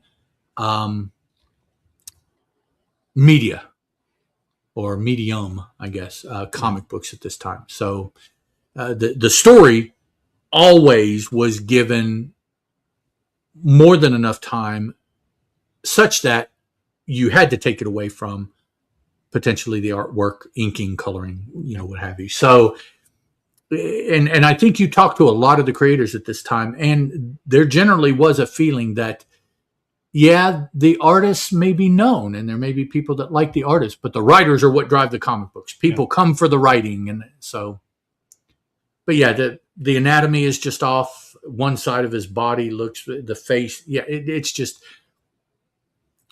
having been able to spend, I think, the appropriate amount of time getting this artwork exactly where he wanted it, this would have been a much better panel. Yep. And it's not strictly the composition. I like the composition. The buildings behind, there's plenty of area filled in there. Ogun, I don't see anything off with Ogun or Kitty. She's even got the darkened makeup for the Shadowcat character. The colorization on Wolverine, but as you go up from his feet, it's almost like time ran out as you go from his feet up to, it's like, the waist to the top of the head. I only had 2 hours to finish that. So I had to, hairy Wolverine though. Boy, he's hairy. Oh yeah. He's a fuzzy guy. He is, man. All right. So there we go. Good stuff. Good book. Excellent progression of the story, I think. Definitely looking forward to the next issue. Maybe kind of disappointed that it also is the last issue. Yeah. But, they have to finish it up at some point. Minus Ogun, because you couldn't continue that on just the story with Ogun. I definitely would have liked to have seen, moving forward, more of the Wolverine, Kitty Pryde, Tokyo, Mariko, Yukio, Akiko, that whole carried on, like transitioning this into a series of its own. Yeah. Yep. All right. Should we talk about the ads? Yes. Let's go all the way up to the beginning here. Okay. All right. Our first ad is for the GoBots. It's our first GoBot ad in this series. Did you own any GoBots? Were you a GoBot guy? No, they were the unfortunate step person of the robots compared to the Transformers. Yeah, I mean, honestly, there are people that love these, and some that I follow on Twitter are all the time, and I'm like, no, dog, no. The space shuttle robot there, I had him. Okay, but and I think my brother or a neighbor may have had the motorcycle guy, but yeah. No, I mean, if you're going to do these transforming robots, just go for the Transformers. Right, they are I had a number of Transformers, but that was that GoBot, because I don't remember really being into GoBots. That could have been something that my mom or dad was at a Sears or something and went, hey, look, a little robot, I'll get that for so. And for those of you that can't see this ad, this is also for the monogram models for the GoBots, not the little die-cast figures that they have. Oh, yeah. So, yeah, the monogram models. Here's something I didn't know, even though we owned that space shuttle. And it was a little die-cast metal Transformer guy. According to this ad, that robot's name is Spay-C. SPAY-C. Okay. There you go. Dumb. Pretty. What did you say? Pretty dumb. Dumb. Oh, dumb. Okay. Yeah. Okay. We got another Fig / Apple Newton's maze. Mm-hmm. I think we've had one in every other issue, maybe. So far. I think so. Yep. You don't see, maybe I don't look in the right place, but I don't see Fig Newtons like at the store like I once did. Oh yeah, they got them. Okay, yeah, I don't seem to run across them. Karen really likes them, so every once in a while we get the generic Kroger brand usually. Well, yeah, I mean, I can't imagine necessarily that there are huge differences in brand to brand. I mean, it's crust and fig filling. Yeah. So yeah. And here's our Star Comics ad with where you can subscribe for $6.50 to get a year of one title. Now at one time back in the recesses of your memory, were you going to do a licensed character Marvel show? Because I remember you asking, and I felt bad because I pointed to Star Comics, and then the more I looked at Star Comics, the more that list grew of the characters that were, and I was like, oh man, that's just I thought about it at one point because I'm thinking, Rom, Micronauts, Star Wars, Tarzan, Shogun Conan, Warriors, But I was like, maybe check into Star Comics too, because and I think just about everything in Star Comics was licensed. I don't think any of those were original Marvel characters. Yeah. And this is 1, 2, 3, 4, 5, 6, 7, 8, 9, 10, 11. On this, by the time Star Comics was done, there were 40 or 50 characters. I mean, they just blew up throwing stuff under the Star Comics banner. And this is kind of where they started with these. But yeah, there were many, many more than this. It looks like you got 16 issues for just $6.50. Almost a year and a half. Yeah, I guess, Strawberry Shortcake, Planet Terry, Wally the Wizard, Heathcliff, the Get Along Gang, Ewoks, and Fraggle Rock. That was, I guess, their initial offerings. I don't remember. I don't remember Planet Terry sounds familiar. I don't remember Wally the Wizard or Get Along Gang. Okay, but the Get Along Gang, I think, was a cartoon. Yeah. Before the Star Comics thing. That actually starting to feel familiar for some reason. Mile High Comics ad with let's see here. What a couple months ago. Avengers. We go back to what is 50? What is it? 57? Yeah, 57. I would love to be able to get 57 for $10. Yeah, yeah, that was a lot of money back then. When I see it on eBay now, you're looking at $250, $350, something like that, because that's the first appearance of the Vision. Oh, okay, yeah, all right. If anybody's interested, I talk about that on an episode of Just Another Fanboy. And then I have a like a 5-minute long blooper reel where I try to say a particular word and it never comes out. It was in that episode. I don't want to say the word. I don't want to try. Wow, Mile High got 2 pages. 2 pages. Yeah. I wonder if this was in the very middle of the book. Probably. And it was the middle spread. Yeah. Because let's see, do they have X-Men? Let's see. Yeah, X-Men. Oh, let's see what the X-Men are going for. 94, the first new X-Men was already up to $60 then. Dang. So they knew that it was hot already. Giant Size 1, which would be the very first appearance, was up to $50. So if you miss those out to get the first 2 appearances of the new X-Men, that cost you over $100, man. That was way a lot of money back then. Well, and at this time, according to this ad, Mile High Comics had 1, 2, 3, 4, 5, 6 locations. I think they've retracted a bit, but it looks like they were under different names. Fantasy Works, All in a Dream, Time Warp, Amazing Worlds, and Top Notch Comics. Yeah, they're down to just the one. Now, and these are all Colorado stores. Eventually, they had a California store too, didn't they? Did they? Didn't they have something in? I thought they had something in California also at one point. I don't remember. But yeah. Now they're all of this stuff has been retracted into just one huge giant mega store. Giant store, and you walk into that store and it's so big, but then there's like one whole area you can't even go to because it's just row after row of shelves with graphic novels on it. It's like their back room, but you can see them. You can ooh. So yeah, it's neat. Stock, probably their back stock. Yeah. We have a PSA on sexual abuse from Power Pack and The Amazing Spider-Man. I remember seeing this all the time back then. Looks like we have some Marvel conventions, or at least Marvel showing up at different conventions. Or none of these have necessarily like names, like they're their own convention or anything. It doesn't look like. Yep. It says you're invited to attend any of these fantastic upcoming comic conventions. You'll meet Marvel artists, writers, and editors. Yeah. And then below that, on the same page, are the Marvel Supermart. So other places you can get back issues of Marvel Comics. We got one of those pages with just all these almost like a classified ads, just the places that just can only afford to get a little bit of space there. We got the Thor guy, Marvel Comics price list guy. We see him all the time.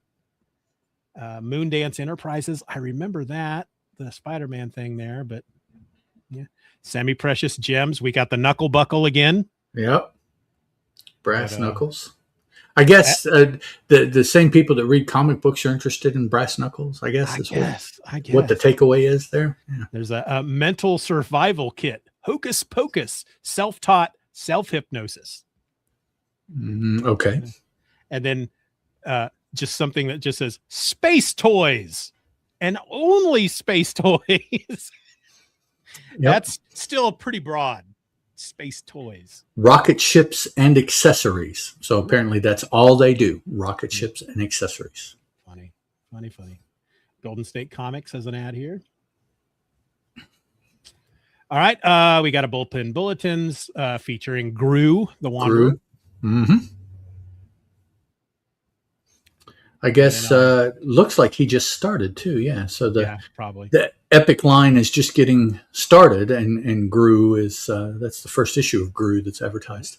Look at those books down there. This is in my mind the golden age of Marvel Comics through the 80s up through maybe the mid 90s. But this is just these are the characters that people nowadays are crying about getting reprints.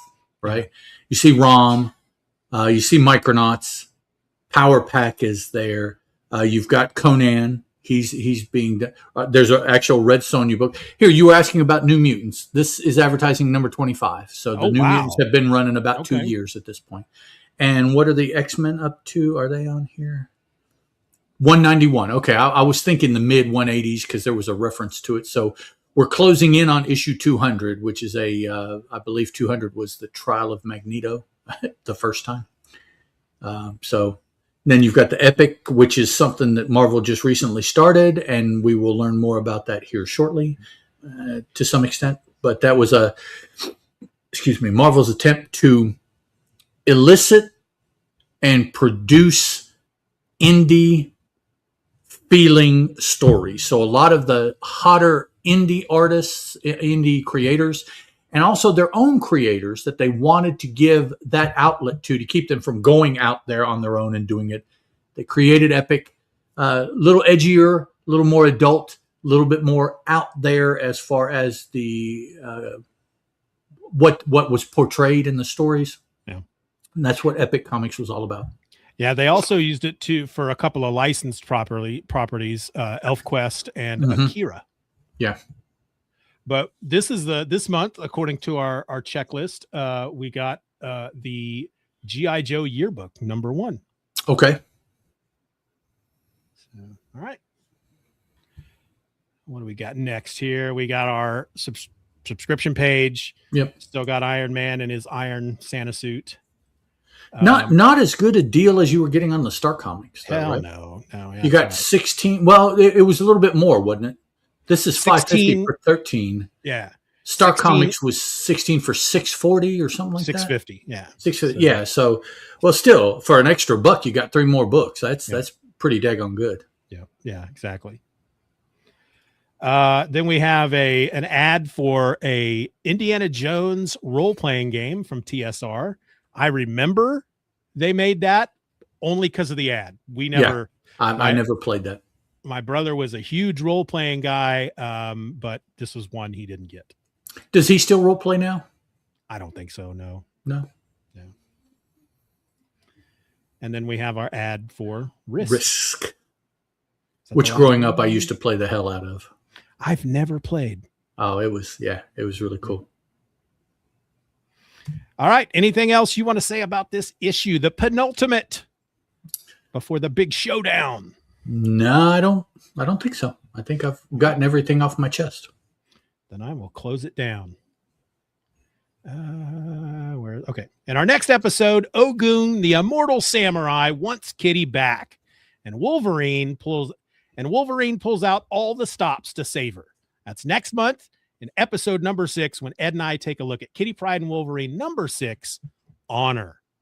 So until next time, folks. Actually, before I say that, one other thing we'll be doing next month after we talk about Wolverine, Kitty Pryde and Wolverine #6, is announcing which series we're going to look at next. So we're not going to tell you today, though. No, not today. That way you have to go. Just like that cool page turn with Wolverine, we're going to tell you what to talk about, what we'll talk about next. That's right. Next time. That's right. Yeah. So until next time, folks, I'm Steven. That's Ed. And this was the Comic Book Super Show. Thanks for listening. Ciao. Ciao. For those of you watching live, this is the moment in the episode where Ed and I save our audio files. It's everybody's favorite moment of the episode. I wish we could afford to put some music, some saving music. What's that? You can see. I forgot what I was doing. Okay, there we go. This is number 5. Boop.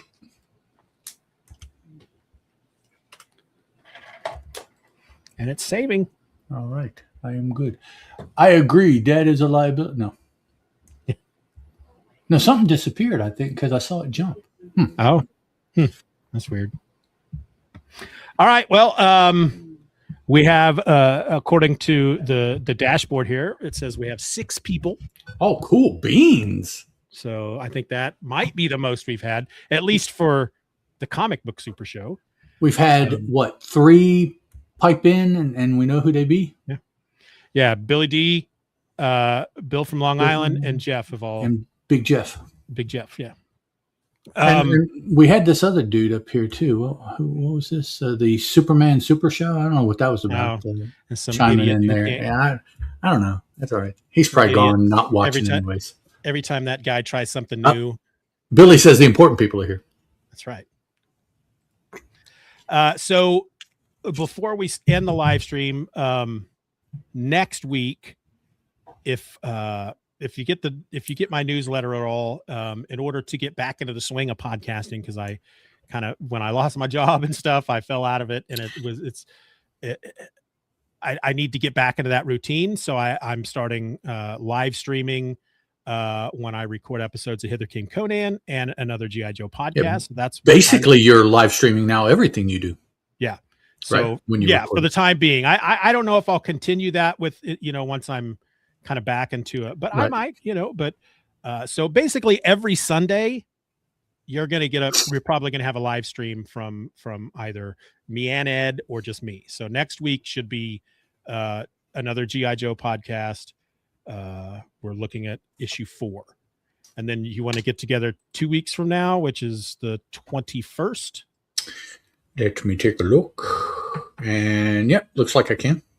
Okay. That will be Superman Super Show. And we'll be looking at, it's episode 98. And we're going to look at a story called Peril on Pogo Island, which is the first story from Superman number 12. So, all right. Thank you, everybody, for spending the morning with us. We'll talk to y'all later. I'm going to end the stream now. Bye.